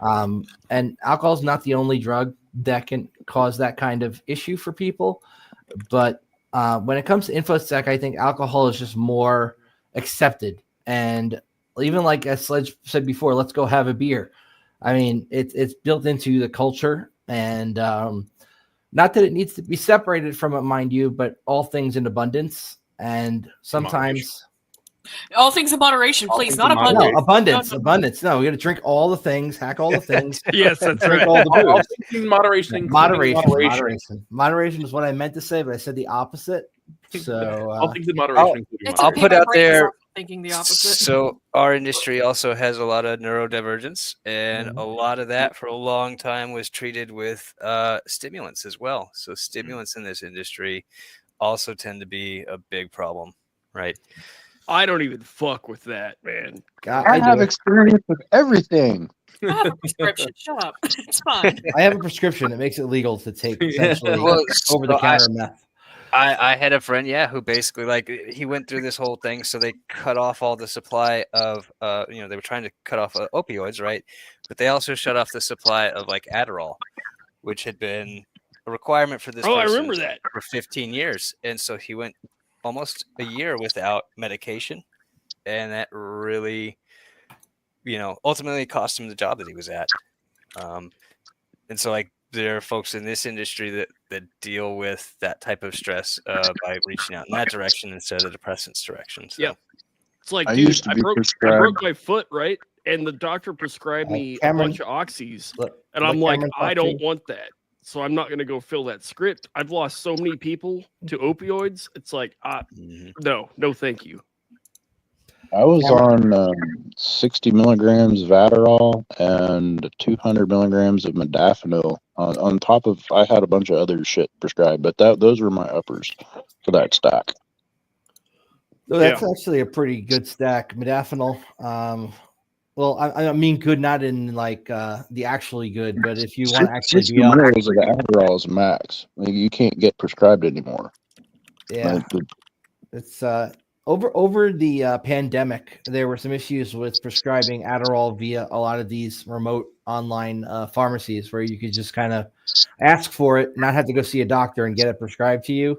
And then they really cracked down once the pandemic was over. And now it's a lot more difficult to get the drugs that you need. I know there was also a shortage of Adderall for a while, which even if you had a prescription, made it very hard to get it. And I had already taken myself off of them way before any of all this shit happened. So this is 2017 to probably 2019, that span. I was rocking that prescription hard as fuck. Yeah. That medical thing where you could just call in and do the teledoc, they were even doing that with Xanax. And I had a friend OD in my house and we had to revive her. It was freaking crazy. Yeah. Oh God, I remember that. I was prescribed 6 milligrams of Klonopin on top of those were my uppers. So then I had 6 milligrams of Klonopin. Zombie cocktail right there. And then I had what else did I fucking have? I had all the dope, man. I had it all. So we were talking about people being assholes back in the day, and an hour ago, and that was one of the things that caused me to be a super asshole. Was from third grade on to college, I was taught the way to get your job done well, the way you want to, is to sit down, shut up, and take your speed. Right. And so my brain has this trigger where it's like, oh, cool, we're going to go into IR. We should seek uppers. And I've had to really work hard to unwind that and say, that's a trauma response I'm going through. And let me back that one up and say to my team lead, hey, man, this one, I need to sit out for the first, go around on this. I'll catch shift 2. Self-reflection is good. Mm-hmm. I've got a friend that, the mood swings are insane. I can tell when he's taking his Adderall or not. It's crazy, the stark difference. Yep. But, eventually you have to learn how to do all that shit without the drugs. Yeah. Yep. Raw dogging reality is what I like to call it. Some days it's I not recommend 0 harder stars. than others. I went 0 stars, man. Adulthood's the worst hood I've ever grown up in. I like that. That is good. Crowd strong. Put that on your list. Yeah, that's absolutely going on the list. Adulthood is the worst hood I've ever grown. Yeah, no, it checks. But I don't drink. Let's give the floor to Cameron for a second. You haven't introduced yourself. Oh, yeah. All right.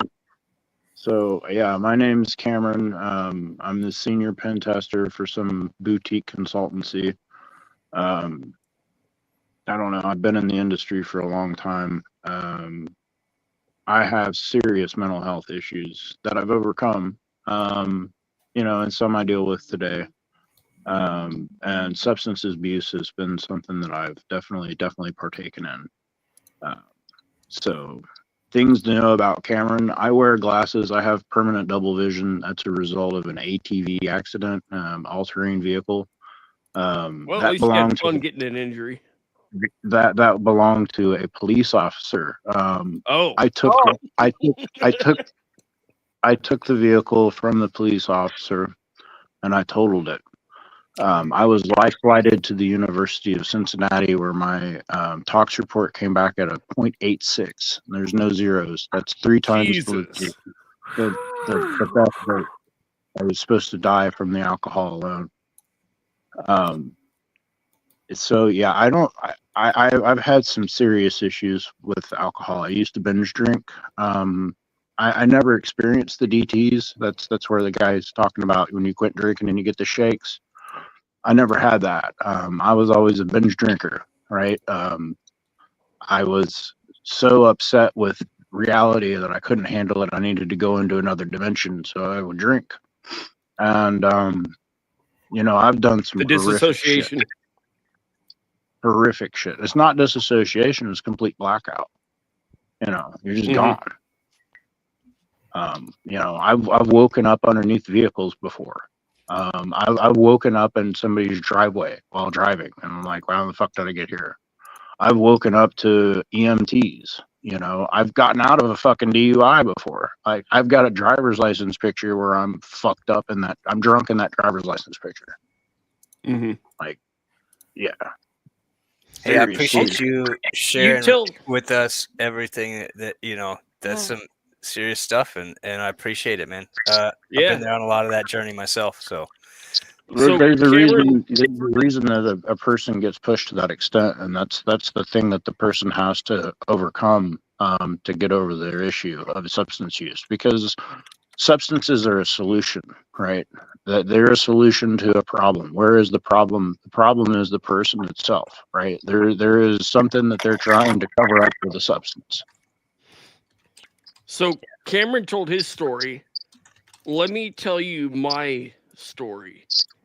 So in college, I got put in a dorm room right next to the wall.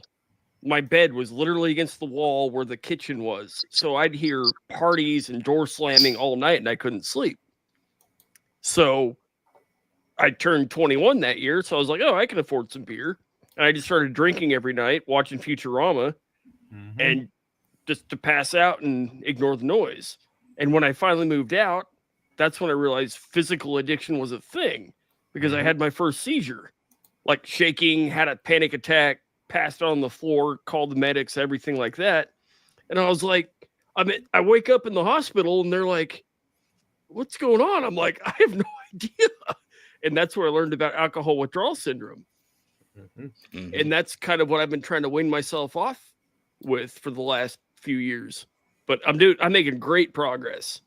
So Sledge and I have actually had this conversation in person. There was a time where it was, I can confirm he has worked his way down the chain, if you will, but he can absolutely confirm that we've had that. I've had that. I'm very concerned about you conversation about how that worked. So like, yeah, I do not touch liquor anymore. Won't even. Good. Not even. Good.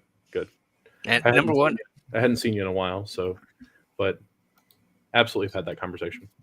These are the type of relationships, right? That like if you find yourself at DEF CON and maybe traveling down that road, like have this conversation with somebody, right? There are people there that got your back, that been through this, and will open up and share their stories. So maybe you don't have to get there. I too found myself waking up in a facility with DTs after I had scaled a tree in the front of their facility and had to be taken down by security. So I don't remember most of that. That was all told to me afterwards, right? So yeah, today, man, is a hell of a lot better day than that, man. But getting through that it's a slug, right? And yeah. As Cameron said, man, finding that thing that's typically for me, it's very related to the reason I do this job in the first place. And I have to be able to determine that fine line of like, am I going too far into this, right? Is that like triggering that trauma, or is that helping me address that trauma in the way that I feel is best for me? So in my case, just to elaborate a little bit, I've never done anything super dumb Except while for drunk or Excel. anything. Sometimes I'll like say something that I'll regret. That's about the extent of that. But what ended up happening though is like over time, you can't, even the doctor straight up told me you can't cold turkey. So I have to keep a tally of like how many beers, try to knock it down by half or one a week or whatever, but you cannot cold turkey. And I tried rehab and they give you this low dose Xanax stuff if you're doing it outpatient. And that actually worked pretty well for the DTs. But the biggest problem I had was I was seeing my parents for Christmas 2 years ago, and I was at the hotel bar, and I had 2 margaritas or something, and I just couldn't sleep. So I was staying up all day, whatever, drove 4 hours down to the other side of Colorado. And as soon as I get to my parents' house, I'm like, guys, I've felt this before. We need to go to the emergency room. And as soon as I get to the desk and I'm filling out the paperwork, I crashed and they had to pull out the crash cart. And the doctor said I was dead for like 40 seconds. That was like the biggest turning moment of my life. Like I'm not touching liquor again. When you care about your bros, sometimes it's okay to have those hard conversations. Again, like with Sledge, we've been friends for years, and he could be mad at me, or he could have wanted to stop being my friend. And I've had people do that. But like when you care about your friends, when you want to see your well or exist for a little longer, have those hard conversations. Don't be afraid of them. It's important. Yeah, 100%. Well said. GM friends, as we say in cryptocurrency world. Hey, it's Drew. Welcome. Yeah. What's up? Thanks for the invite. I am, I guess, on this topic, 5.5 years sober. Congratulations. Yeah, thank you. It's was much needed. I think there for a while. I don't know how it got big. Are y'all still there? Yes, we're still here. Okay.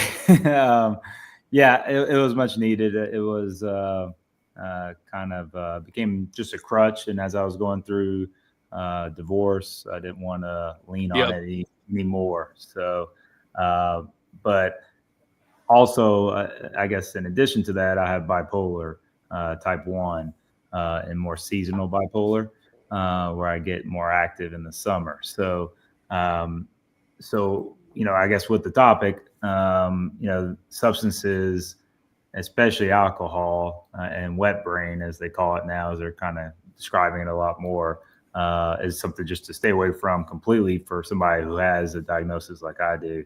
And it does interfere with medicine usage as well. So, so that just kind of hopping in and kind of opening up a little bit. Appreciate it. Thanks for joining us, Drew. Can I make a one comment and get some feedback on it? Right, I'm twice divorced, and luckily, as a result of some of my behavior, it was, I don't have the option to do some of my side dishes that I used to because I get tested for that, and that's good for me, right? But I got to that point, and I hear like divorce is common for a lot of us. Yep. What are some of the resources that people can share with their SOs or significant others, right? To say, here's the type of work I do. Here's the type of things that like may crop out. I didn't know to explain to my ex-wives. I freak out every day because I'm essentially like fighting fires. I walk into this building, everything's on fire, right? I'm the only one that sees that stuff because of my experiences. I didn't have the words to tell them that, and they didn't have, therefore, like even the indication. They just saw this like raving drunk lunatic, right? Fully understand their perspective today, but I wish I'd been able to say, you know what? I have repetitive PTSD from my job, and I don't know how to explain that to you or how to get help for that. Before we address that, let me address what Drew was saying. I want to kind of piggyback on that and say sometimes, let's say alcohol, for instance, in my case, it wasn't like a crutch or a vice for anything. I just have a hard time sleeping. And alcohol was the solution. And in my journey of trying to figure out a better way to sleep, I saw a sleep doctor for 3 years, tried every drug under the sun, and Ambien is what really fucked me up. That landed me in jail. That was fun. I went to bed with a hankering for beef jerky and woke up in a prison cell. I was like, what the hell is going on? But anyways, back to Dataplex's point. Any thoughts on that, guys? Yeah, I just wanted to say thanks, Drew. Thanks everybody for sharing. And yeah, this actually gives me a bit of the chutzpah to tell my experience over the last I would say about a year ago.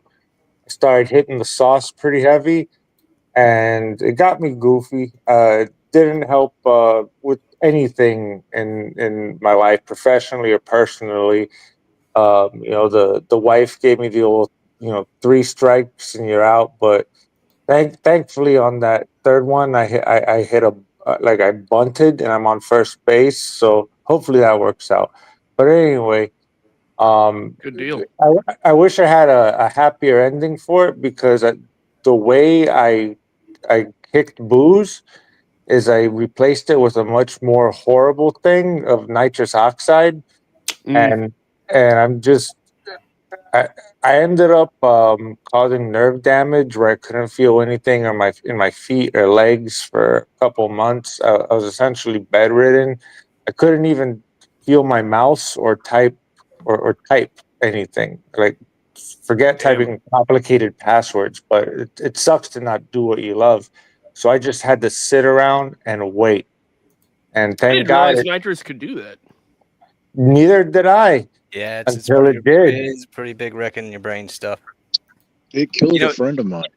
Yeah. Oh, no shit. Damn. Yeah, he had like a embolism or something. Yep. Oh, wow. I mean, on the upside, like, I don't drink. I don't even smoke tobacco anymore. It completely killed every addiction I have. But even to this moment, like, I would crave. I crave some of that sweet, funny gas. But I know it's no good. Mm-hmm. That's good that honestly, you're able to understand that it's not good for you and make changes. Yeah. Mm-hmm. My first drug was hacking. Way back as a teenager, man. Oh, dude, yeah. no joke, dude. I would not eat, sleep. I wouldn't go to the restroom, dude. I was sitting there and I watched it break people's minds, right? When you turn clipping off on society and the rules, you disconnect from all the things that moor you back into that civilization. I think it was a big part of like wait a minute, that's not what's supposed to happen, right? And it is very. You remember that hackers? I forget the name of it, like exploitation or hackers or something. The black with orange text on the front. Yeah, hacking the art of exploitation. I have a copy of that in the other room. That one. Yeah. Uh-huh. When I was little, I was reading that in the bathtub. Yeah.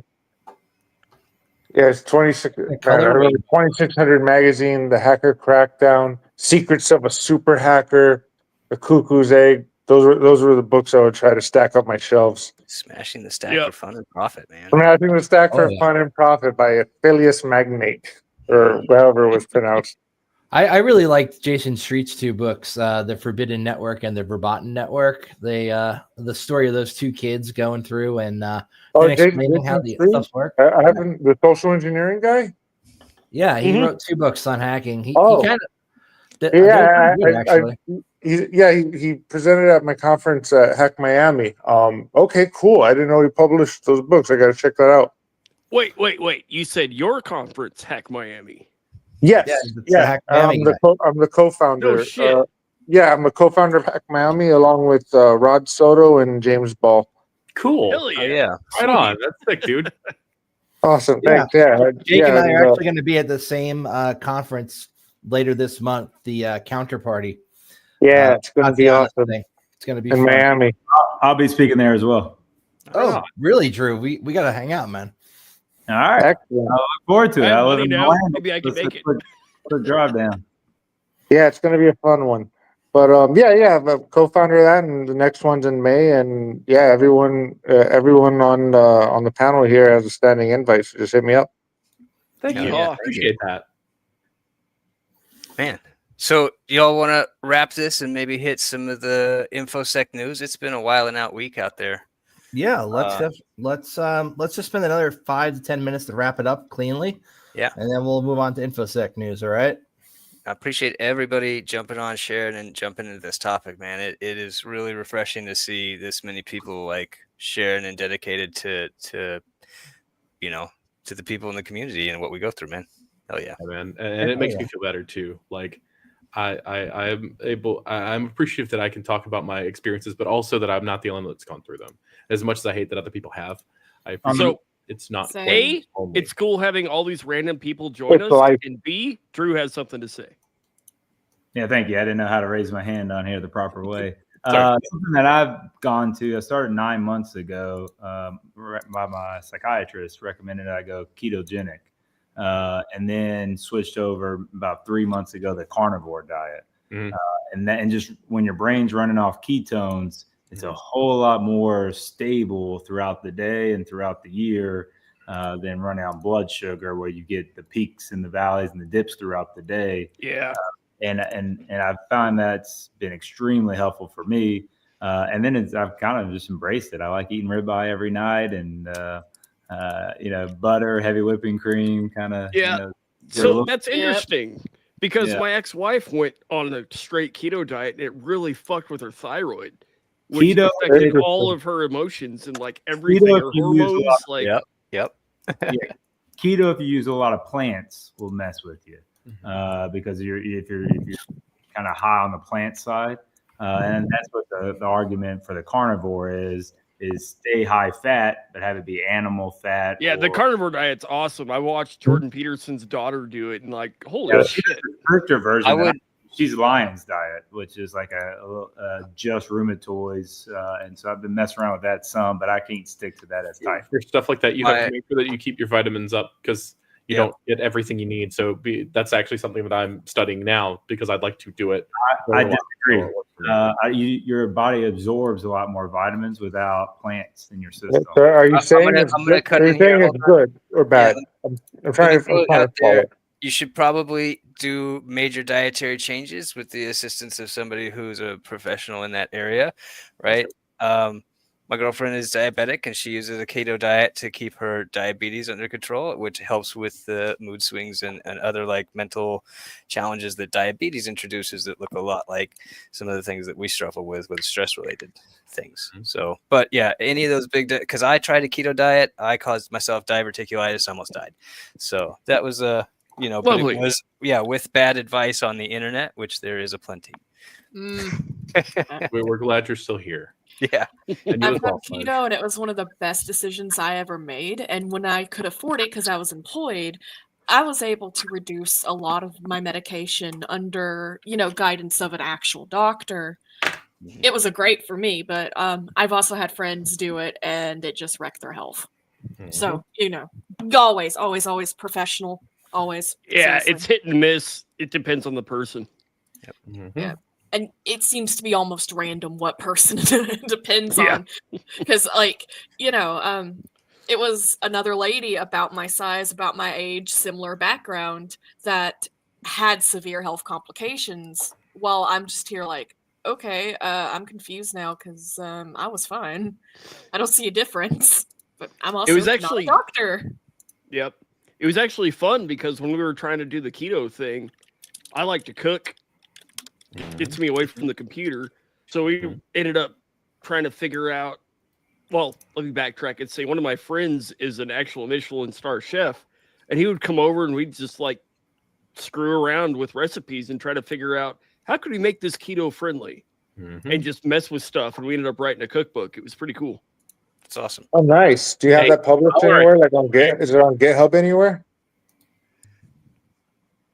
Whoever was just talking, was that a... Oh, sorry, yeah, I was saying the cookbook. Is the cookbook on GitHub or something? Or is it just like traded on index cards, 1950 style? Yeah, it's a GitHub. Shoot a link, man. What are you doing? Yeah, If I can find it. Share the link.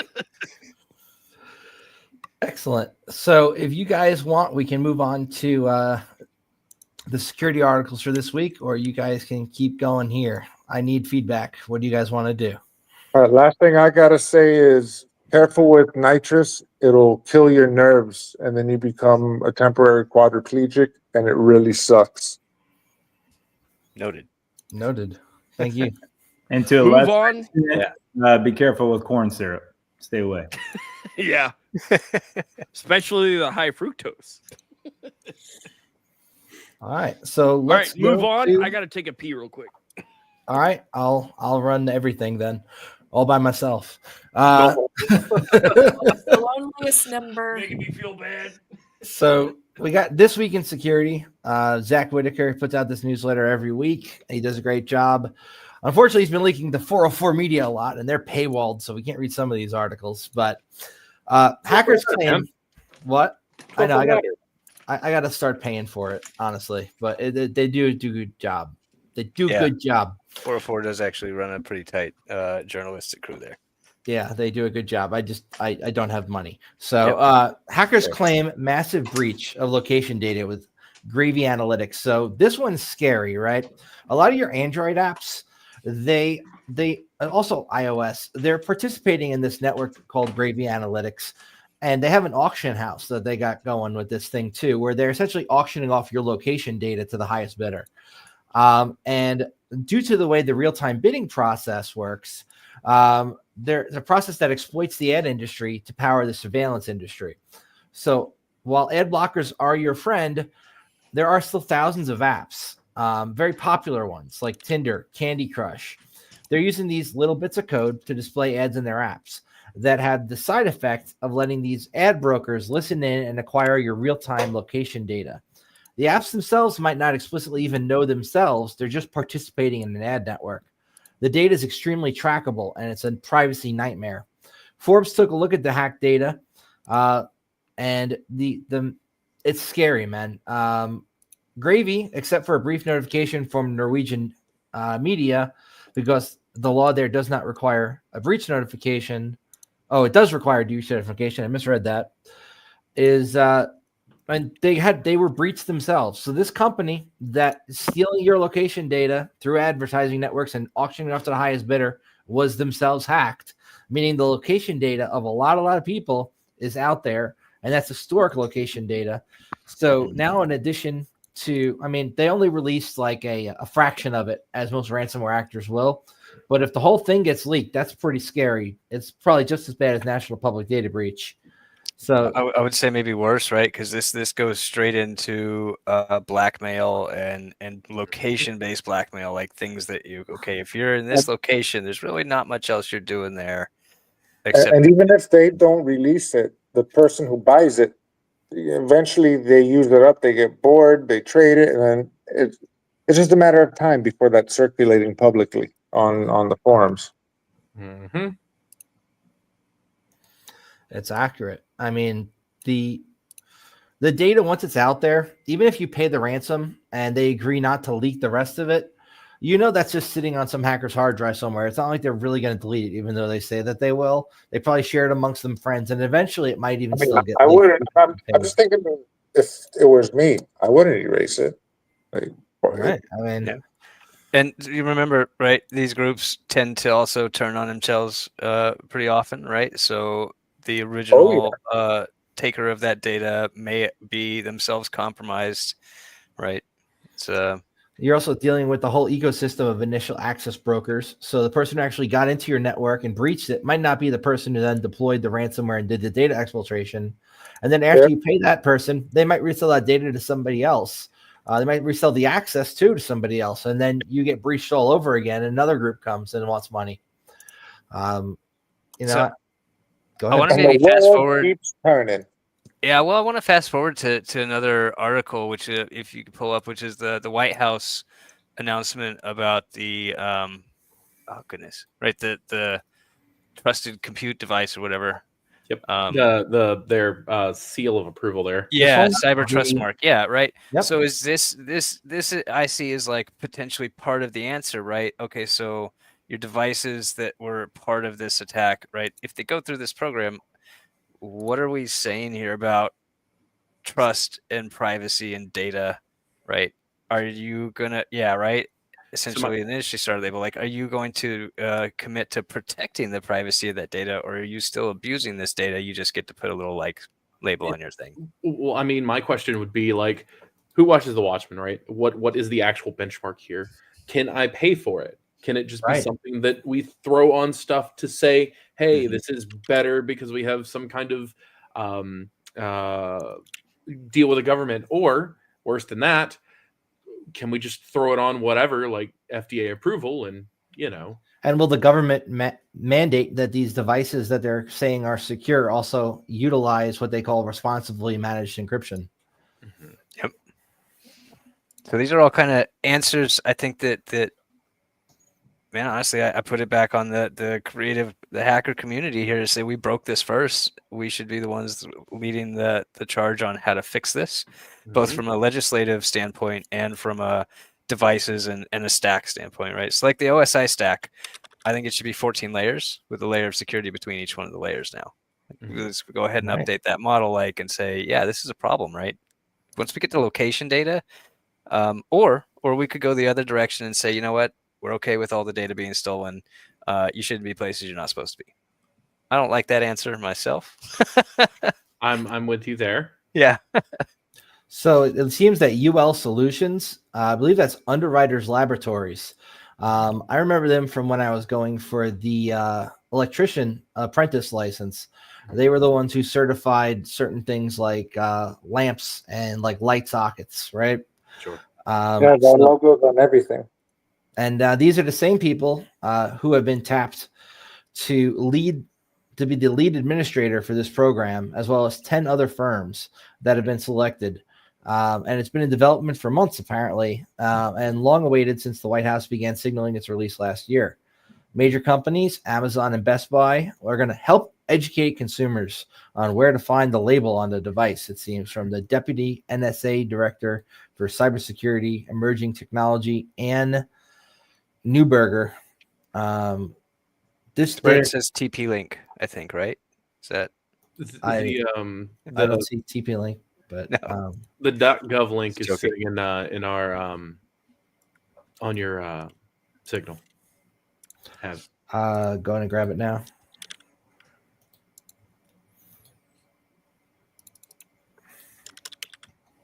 That may be a little bit more. Yep, pulling it up now. So I think, just discussing this, like in the Gravy Analytics data breach, like at some point, either the U.S. has to. Okay, so here's the challenge, right? To stop the data analytics train is effectively being equated to like killing the growth industry, right? Dynamic of tech. There's not much else to take out of it if you're not doing tangible goods with. In terms of the breach, I don't think that's the same thing, right? These are for like actual like systems, like phones or routers or whatever, where your Gravy Analytics got popped because analytics platforms. Well, but it's like advertising network versus. But here's the thing: you're talking about a phone that communicated that data to the ad network over an app channel that they allowed to exist on the phone. Like they shouldn't be certified. Sure, but this device, you can't certify a phone if you've got 7,000 apps, 7 million apps that I'd like to challenge that. There, right? But that I data would like to see them try before not, right? I agree with you that right now it's not a tenable solution. Like it's just not something that's going to be achievable. I think it should be part of the discussion of like that's where we want to be. Sure. Yeah. I'm here for that.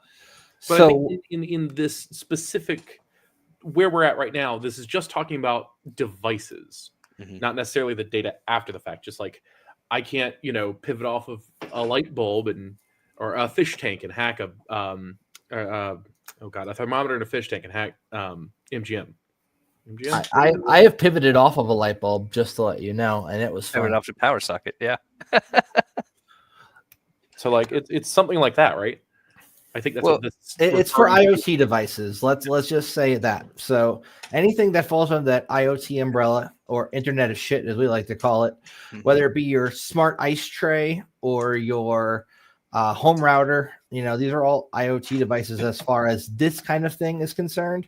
Your this fridge bill. that connects to the internet for no But reason. look for that first sentence there, right?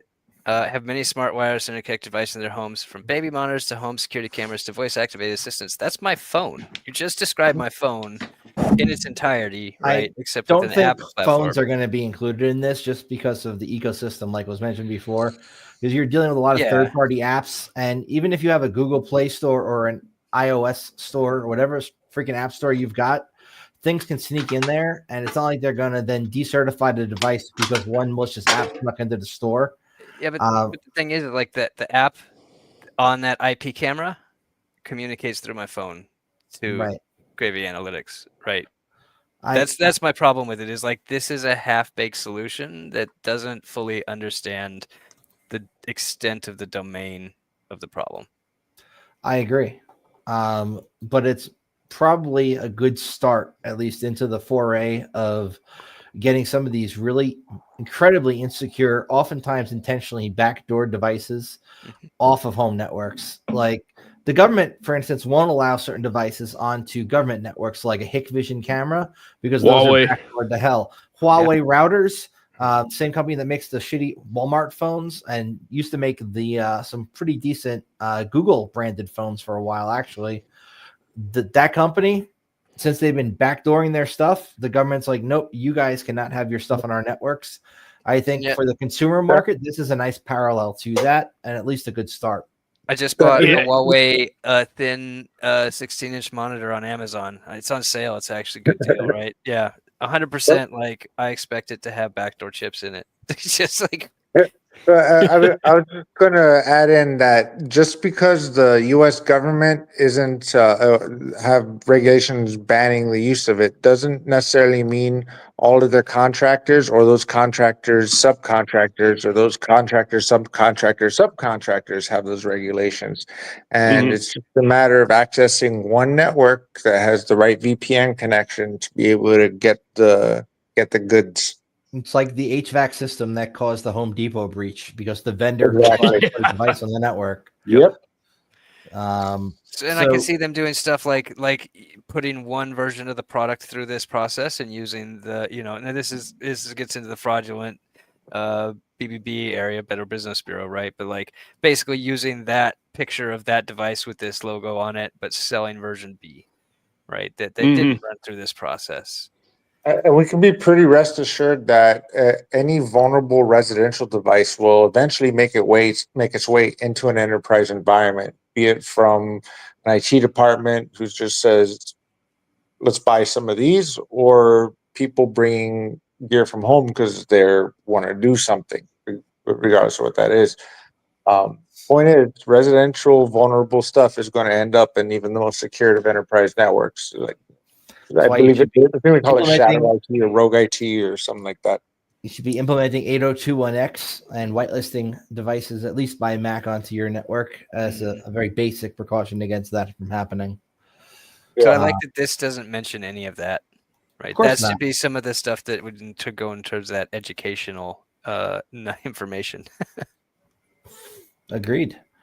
So that was a good first article for sure. Well, first and second at this point. Now we have a few others to cover. So we covered the Gravy Analytics breach.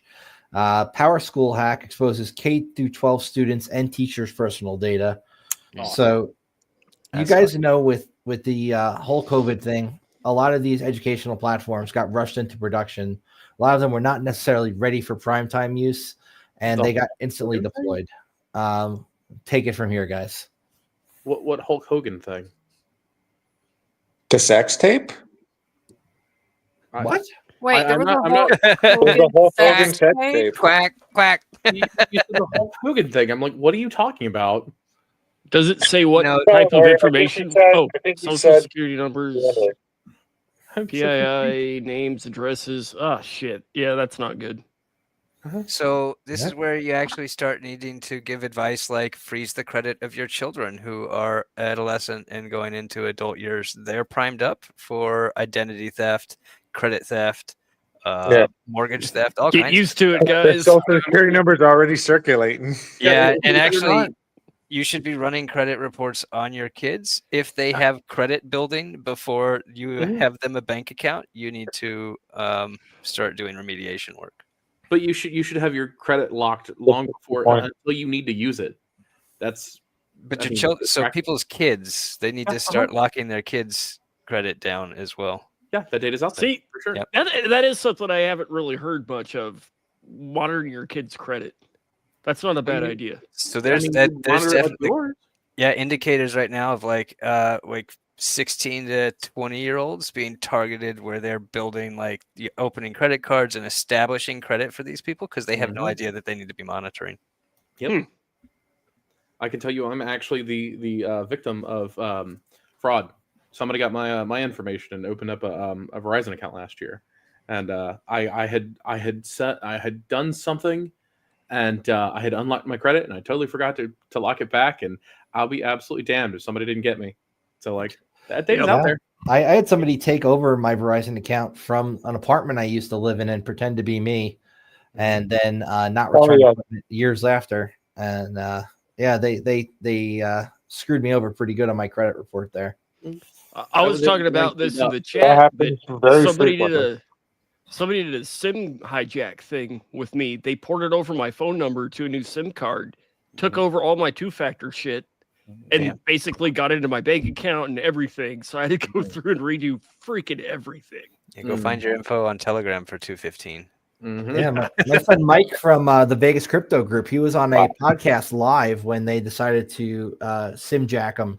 And all of a sudden, as he's on this podcast, every single one of his accounts, one after the other, started getting breached. And he then lost access to his email. And then eventually he got kicked off the cast as his phone then lost service completely and his internet got shut off.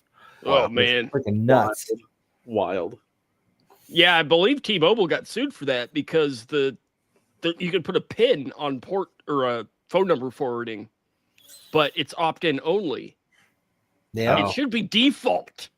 There was that was mentioned in the Darknet Diaries episode where he's interviewing the kid who essentially was doing sim jacking and video game stuff, and that kid kind of walks through how they even had a ring of people who would jack the tablets from T-Mobile stores, and then they knew they only had access to it for maybe 30 minutes at most until the person could call in themselves and get it revoked. And in that time, they could do as many SIM swaps as they could. Yeah, it's insane. That's all and it's any wonder why our industry has mental health issues. a ghost stole my customers' data. What are you supposed to do with that? It's insane. So this article goes into how Power SIS is a student information system.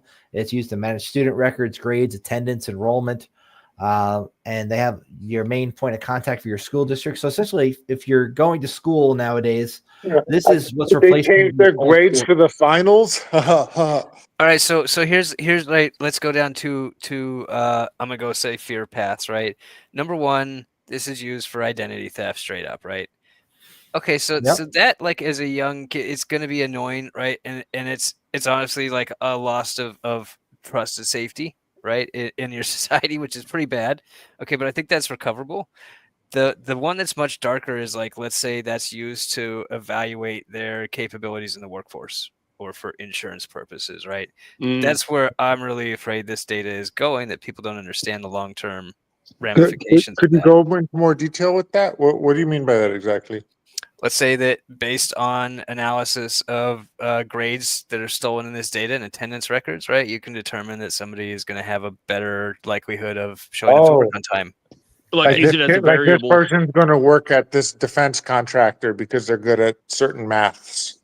And then when they get your background check, they get a copy of this data breach and they see, oh, you skipped school 30 times in your senior year.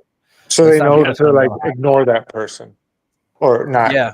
Right. Okay. Well, it'd be used to filter out or filter in, depending on the use case of the data and the data available, right? So the lesson is, kids, the hackers are getting it. So kids, skip school all you can. Yeah. Yeah, these guys could use it as a variable for the decision-making process for any of that stuff. And that's where I'm worried that like I want to see the data that like is breached. Obviously, somebody's buying this, right? But it's being put into systems. Right. What are those algorithms doing? And like, is there a way to basically track that back in there? It looks like a lot of different school districts all across the country are part of this breach. We have pretty much all of Alabama, and then we have. Can we look at Florida? We can go down the list and see if there's enough. Yeah. Wow. Sort of a handful in every state. Right there, what you scrolled through is hundreds of thousands of kids. Yeah. Mm-hmm. And that has the social security numbers. Like people just sitting on that, waiting for the number. Like, unlike credit card numbers, they expire as time goes on. Social security numbers just age like fine wine. Mm-hmm. Another scary thing is it said addresses. Mm-hmm. Yep. Oh yeah. Name, address, social security number, all that fun, juicy data in the hands of the bad guy. Especially when you've people got in the wood chipper. People looking to build aged accounts for bypassing KYC and all sorts of other things that can really damage somebody's credit score as well as really screw up their future. It's on not the good. Upside, they'll be 18, so by 26 their credit will be clean again. That's, I guess, an upside, assuming that I guess they don't take out any loans they can't be discharged, but it's still going to really screw them up when they. Hey, if these numbers have been circulating in the right place, nobody's giving them a loan. So in threat attribution news, Japan has linked a Chinese threat actor called Mindface to dozens of cyber attacks on the Japanese government tech companies. We also know that Salt Typhoon has hacked many U.S.-based companies. China, hackers have targeted the Treasury's CFIUS office in a December data breach. Speaking of China, this is also Salt Typhoon here. Yeah, so what that was a big acronym. That was more than 3 letters. I'm not sure what CFIUS is. So let's open the article and find out what is CFIUS. Something. U.S. government office that assesses foreign investment for national security risks. Oh, great. Wow. Good. Glad we're here. God. Committee on Foreign Investments in the U.S. That's working great. That's great. Committee of Foreign Investment in the U.S. Yep. So bankrupt your enemy by bankrupting their backers. They're going after TikTok first. It's fine. Yeah. Mm-hmm. Yep. Rest in peace, TikTok. Yeah, I don't believe that's actually going to get banned. Or it probably won't. But that would be a good time to maybe invest in a VPN. The absolutely wildest thing is everybody's moving to a Chinese app called Red. What the hell's it called? Red. Hold on. Dead Redemption. Something. Yeah. RED or READ? No, it's Red. Red Note is what they're going. Literally a Chinese app. If you look it up. And it is the scariest thing I've seen. And TikTok is flooded with people just like, go to Red Note, go to Red Note, go to Red Note. Yeah. Give us around people. The QRD. What's a quick rundown? Wild. So it's kind of like the Exodus from X to Blue Sky. Yep. But all right. Supposedly Red Note is the Chinese TikTok, which is what? Like the real Chinese TikTok? Yeah, like I thought the Chinese TikTok itself was supposed to have mostly educational content. This is 2025. If you Google Red Note, all it is Chinese characters. There are tutorials on how to make it in English. That should tell you what you need to know. Okay. It is wild. The lack of care that people have with their data, though. Not saying that TikTok was perfect, but that's welcome to the internet. Insane. Well, it goes to an education issue again, right? Like if the people don't understand the ramifications of this stuff and like what that will be used for in due time, then they're not necessarily going to know to protect themselves, right? They're not going to walk towards some guy with a machete running at them. That's suicidal, right? But you might walk into a Red Note application and just think, man, my friends are on there, right? Or people that I want to follow. But how much of that is real and how much of that is the next gravy analytics, you know? Well, sometimes this comes down to that point of like, until you actually feel the pain of it, you don't realize how real it is. So sometimes it takes getting your bank account or something popped, or like it actually comes to fruition to where you understand what it is. And that's a fair or the assessment. implications of it. That's a good way of putting it, I would argue. So the next article that we've got is Avanti has another VPN bug, and this time also being exploited in the wild, just like last time. This one is 2025-0282. It's in their Secure Connect VPN, which is ironically named after all these vulnerabilities with it recently. Client side or local? What's the port? Hold on, let me pull up the exploit. When are we going? Anyone got a list of IP addresses? Let's go. All right, this is now a mass hacking right show. now. Bug bounty on live. Let's go. So who has the Monero mining payload? Anyone has the Monero mining payload? Hit me up on Jabber. that would be XM rig, and just anyway. Okay, so this one is security advisory, Avanti, yada yada yada. Patches available, stack-based overflow in Avanti Connect Secure for 22.7 R25 and Avanti Policy Secure before 22 R7.7 R12. Right, so what do I type into show then? Nop. Movie SP. All the knobs. And also a stack-based overflow just to round it out as well. A third one. So it looks like this has been patched, but obviously threat actors a new VPN provider, please. Threat actors are already taking or at least advantage change your of it. name to Insecure VPN. It's zero trust. They finally achieved zero trust. That's good. We finally achieved zero trust. Nobody has any trust in our products anymore. That's good. Good joke. That's not bad. I'm stealing that. Like normally, I'm the pun person. Come on. That was top notch, man. That was good.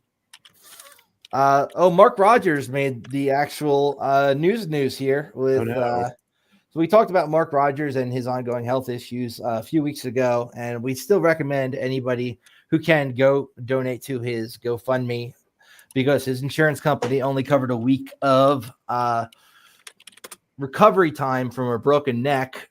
Shake it up, man. For lack of he did. He did. I know. He had a guy was walking around with a broken neck. Good, I know. So he started losing his freaking hands, like not working. And at one point, he was a quadriplegic. Luckily, he got 75% of his stuff back in terms of functionality, and now he's in the recovery phase. But unfortunately, the insurance company only is covering a week. So I think $60,000 was raised last time we looked. Let's see. I think they hit. Oh, they're at 101. Hey, there you go. Fucking A. Good. Let's toss that motherfucker. Push it to 200. Yeah, there you go. That's it. You should definitely donate to this. Mark's a great guy. He's done a lot for the community. For sure. Indeed. Yeah, he's one of the staples. Who was he insured with? So I know not to get insured with him. I wonder if he'd be willing to publish that information. Insert Luigi noises here. I mean, nothing. No. Where is he when we need him? Mario. Corellium founders mystery pardon involved spam and fish. No, not a Monty Python skit here, but for years, reporters have been trying to figure out why Christopher Wade, the co-founder of mobile security firm Corellium, was granted a pardon by Trump on his way out of office. But yet, for some reason... This is a big deal. Corellium? That's what a lot of freaking security firms use to test iPhone applications. Because that's the only thing that... that's the only thing that can do iPhones. Interesting. Okay. That's kind of a big deal.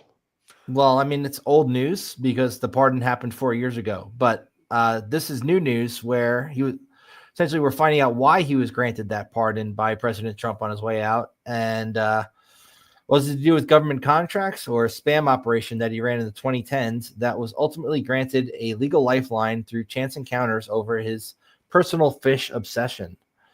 It's his actions, not the company. Mm-hmm. So the guy who, the head honcho over there who got that pardon. So let's go with more of an in-depth read of this. In 2015, Australian hacker Chris Wade got a visit from the fish doctor at his aquarium-filled Florida home. The patient was Jemmy the Gemtag, a rare saltwater species known for striking white dots, yada, yada, yada, that cost him $3,500, was nursing an uncomfortable secret, a 2005 criminal conviction, years of quiet, compelled collaboration with federal law enforcement, and the fish's doctor was beginning a strange sequence of events that would 5 years later end in a pardon from President Trump for the legendary hacker who now runs a cybersecurity research firm he believes spared him from deportation. Saved my life. Wade, who's now 40, never shared the story publicly, but as he was speaking to Semaphore, he set the record straight after his criminal case was partially unsealed in October. His unlikely rise from an upbringing without electricity in rural Australia to a successful U.S. tech entrepreneur reads like an American success story. Yada, yada, yada. Worked here and there. Citrix, Apple, yada. Been featured in public books. This is not a PR piece. Just get to the meat and potatoes here. Declined to discuss his work with the FBI on cases which are still confidential. Looks like the TLDR on this is that he turned state's evidence and was a Fed, essentially, and ratted on people. Lovely. Yeah. But yeah, that was that article. Anybody have anything they want to add to that? Soup Oh, just got interesting. in jail for something similar. Next, we have voice phishing groups found abusing Apple's account confirmation prompts. It wasn't me. It was you, but just not this time. So, Brian Krebs is back with an important story revealing how voice phishing hackers are abusing Apple's own processes to trick unsuspecting victims into granting access to their Apple accounts. Same attack that Mark Cuban got hit with. And Cuban spoke with Krebs and explained how they did it to him to get access to his crypto wallets, which, by the way, you shouldn't be keeping in a place on your phone that's that easily accessible. Just saying. Yeah. All things are broken, though, right? So it just depends on the level of broken. Yeah, the level of broken.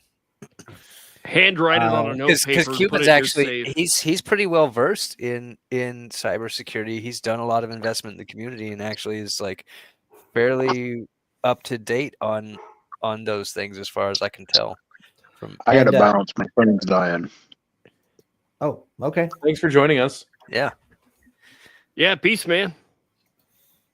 I mean, he's an easy target, right? Or he's a likely target, I'll say. Maybe not easy. Indeed. Next, we have Telegram handed over user data to the authorities.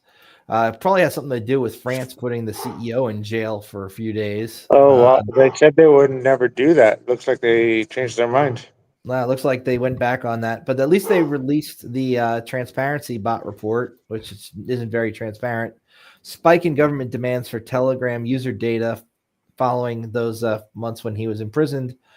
India, Germany, and the U.S. are at the top of the requests, and it looks like they're just turning the data over now without, Geez, would you people stay in the chat? It's like I gotta keep stopping between window to window. Okay. China hacks the Philippines. We're gonna skip that one. Yep. Niet, boom.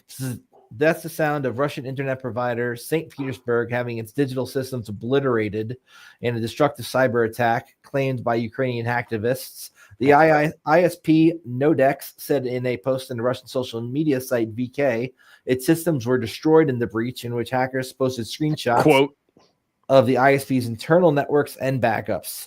I mean, maybe if they had secured it better in the first place, that wouldn't have happened. But, I don't take sides.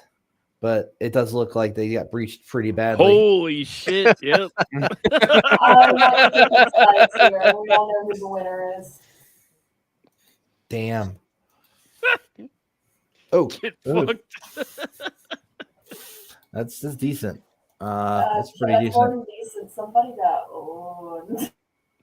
Oh, look, this is down you go. U.S. Aviation Agency confirms a data breach. The United Nations Civil Aviation Agency, ICAO, confirms a data breach affecting 42,000 recruitment-related records stolen from the agency, affecting 12,000 people. They said names, email addresses, date of births, and employment history. So it sounds like this is probably a recruiter database. And the DNC may have had phone snooping tech. It's not like they would use the Celebrite data access, Stingrays, right? Man, we're going back to Snowden days here. All right. So newly analyzed radio wave data collected by Wired reporters walking around the DNC found there is in fact evidence the DNC has a cell site simulator, otherwise known as a femtocell for those of you out of the loop, which is a device that's going to kind of act like a stingray, intercept all the cell phones. And so about 8 years ago, there was DEF CON talk about this where you could take an HDMI cable and an FTDI device. You could do it with a combine them and a Raspberry Pi. Right. That's just for like old school 3G, 4G, and you can only see network connect, disconnect, and SMS. Okay. This is I was like gonna ask, full does packet Stingray capture. does Stingray work these days with the new 5G and shit? Yes. Why do you think they implemented it? So newly analyzed radio wave data, as they're saying here, these so-called Stingray devices can intercept sensitive data from most devices in its range.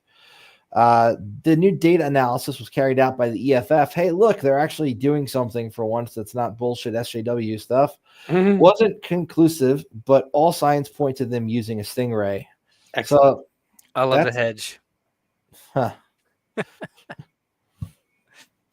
Let's go. And the happy corner. All right, so on that, right? Like who doubted that was happening in the first place, right? And because and I'm going to tie this back into the news from last week or 2 weeks ago, right? With all the telecoms being owned and our government finally, for once, saying, you know what, go hit up WhatsApp, go hit up Signal, right? Everything else is screwed. Like, I would have to assume that they knew that back when these things were discovered at the DNC, right? There's only one reason to do that in an area like that, and it's essentially blackmail and some, like taking advantage of the political situations and conversations and information that you get out of that. Mm-hmm. Hey, look, an emotional support dumpster fire. We love that. And it's hand knit too. This feels very alt key. Alt key, will you make us these? I want one so bad. I'm gonna need a link to that. 3D print one that knits, yeah. 3D print one. That's the answer. That's it. I can crochet. I want one, and I want to crochet a dumpster fire. Oh, she's feeling naughty. Yep. You know me, I'm always feeling naughty. That's why I have such a yarn stash. You sound far So away. apparently she did this during meeting with the developers of the VLC media player at CES. That's pretty cool. I wish I had a talent like that. All I can do is pen test. That's funny. Amazing work from yada, yada, yada. They reverse engineered dozens of FTC privacy and security rulings over the years and identified how the investigations were put together and from what sources. This is a real public service and a huge pet peeve that the FTC has brought action against various firms, but seldom credits the people who are often reporters who then do the work that identifies the issue to begin with. The FTC and independent reverse engineering project was presented at ShmooCon. Rest in peace, ShmooCon. You'll be missed. And Sarah didn't get to make this one. I never made a single one, and it makes me Well, sad. rest in peace, as in they're not around anymore? Yeah, man. It's gone the way of DerbyCon, and for similar reasoning. Oh, wow. First time hearing of it. That's unfortunate. Yeah, I went there once. I only got to go to one in 2010, and it'll never be forgotten. That was a good one. Yeah, Nina from the Biohacking Village was kind enough to get me in one year, and that was a good experience. We got a cyber cat at the bottom, and that's it for this week's InfoSec review, going over all the stuff that Zach Whitaker puts out so kindly for all of us to steal the content from, and then at least we attribute it back to him. We should have him on. I would invite him, but I don't know anybody who knows him. I did try to invite Amanda Berlin onto this one because she runs Mental Health Hackers. I thought she'd be a great guest, but she did not get back to me on Signal. So maybe next time. We can always do that again. Mental health is an ongoing thing, and I mean, I'd be willing to talk about it again. I do know she just started a new job, so she's probably pretty busy, which is why she didn't get back to us. And I'm sure I'm crazy enough. I'll get us some mental health topics for the next 30,000 years. Man, I've already racked do an up episode 30 days of In that. this room, there's infinity amount, so I think we'll be good. It's been an amazing discussion. Thank you all so much. And wow, today was a lot of people. Obviously, big topic. Fantastic. And we appreciate everybody who joined in. Right? Yeah, we had a lot of fun. Really appreciate And it. if any of you who were guests want to be guests again, just reach out to me on whatever platform we have in common. Signal. And Signal is where we kind of organize and meet. And Which person is saying that? So I know which to reach out to. Sorry. Okay, gotcha. The one you know. Either Havoc or Sledge. All right. whoever's online Okay. at the All right. time. Cool. We already. Okay. Awesome. Just want to make sure. Thank you. Yeah. Before we wrap out, can we take just I don't know 30 seconds of silence for the bros that we've lost, and I think that's absolutely. Yeah. Hey, reach out before you become the next one, please.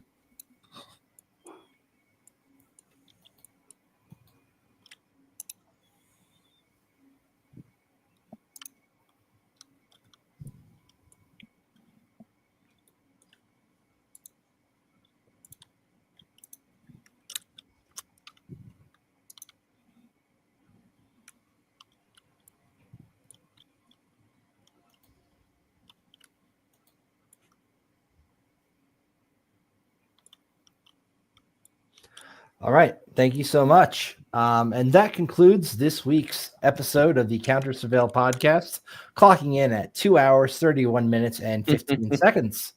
I'd like to thank all of you who came on this week, and all of those of you who commented, and even all of those of you who are going to watch this in the replay at some point. We do appreciate you.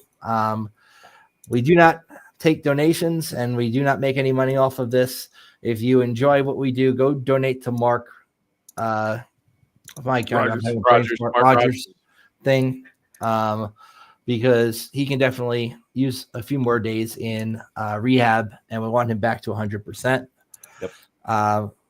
Also, if you have a friend who's in need, a friend who you haven't talked to in a while, or if there's somebody you know who really could just use a friend, please reach out. Be there for your friends and your community. All we really have are each other. And at the end of the day, if you don't have friends and you don't have family, it's going to be a lot harder. So encourage you guys to maintain those relationships. And once again, be that friend that you never had. Exactly. Destigmatize telling your bros you love them. Yeah, send that send packet. 100%. All righty. And now we are out. So I'm going to play the outro, and then we are gone. Which is here. All right, hackers and cyber warriors, it's time to encrypt this episode and send it out into the digital ether. Thank you to Sledge, Delchi, CrowdStrong, and Altkey for another epic nerd out session. And a special thanks to our guests for joining us. And to all our listeners out there in the cyber trenches, patch fast, encrypt tight, lock down your ports, and leave no backdoor open. Hunt threats like it's open season. Keep your passwords long. Your MFA enabled. Don't use SMS as a second factor. Keep your malware signatures up to date, your critical data backed up, and your network locked down like Fort Knox. Until our next PunFest, stay vigilant, stay curious, and above all, stay CounterSurveil. Whether you're pen testing networks or hardening your own defenses, remember, in the game of cybersecurity, you're either the hunter or the hunted. So sharpen those skills, mask those IPs, and we'll see you on the dark side of the net. This is CounterSurveil, where we turn paranoia into preparation, shutting down but never logging off.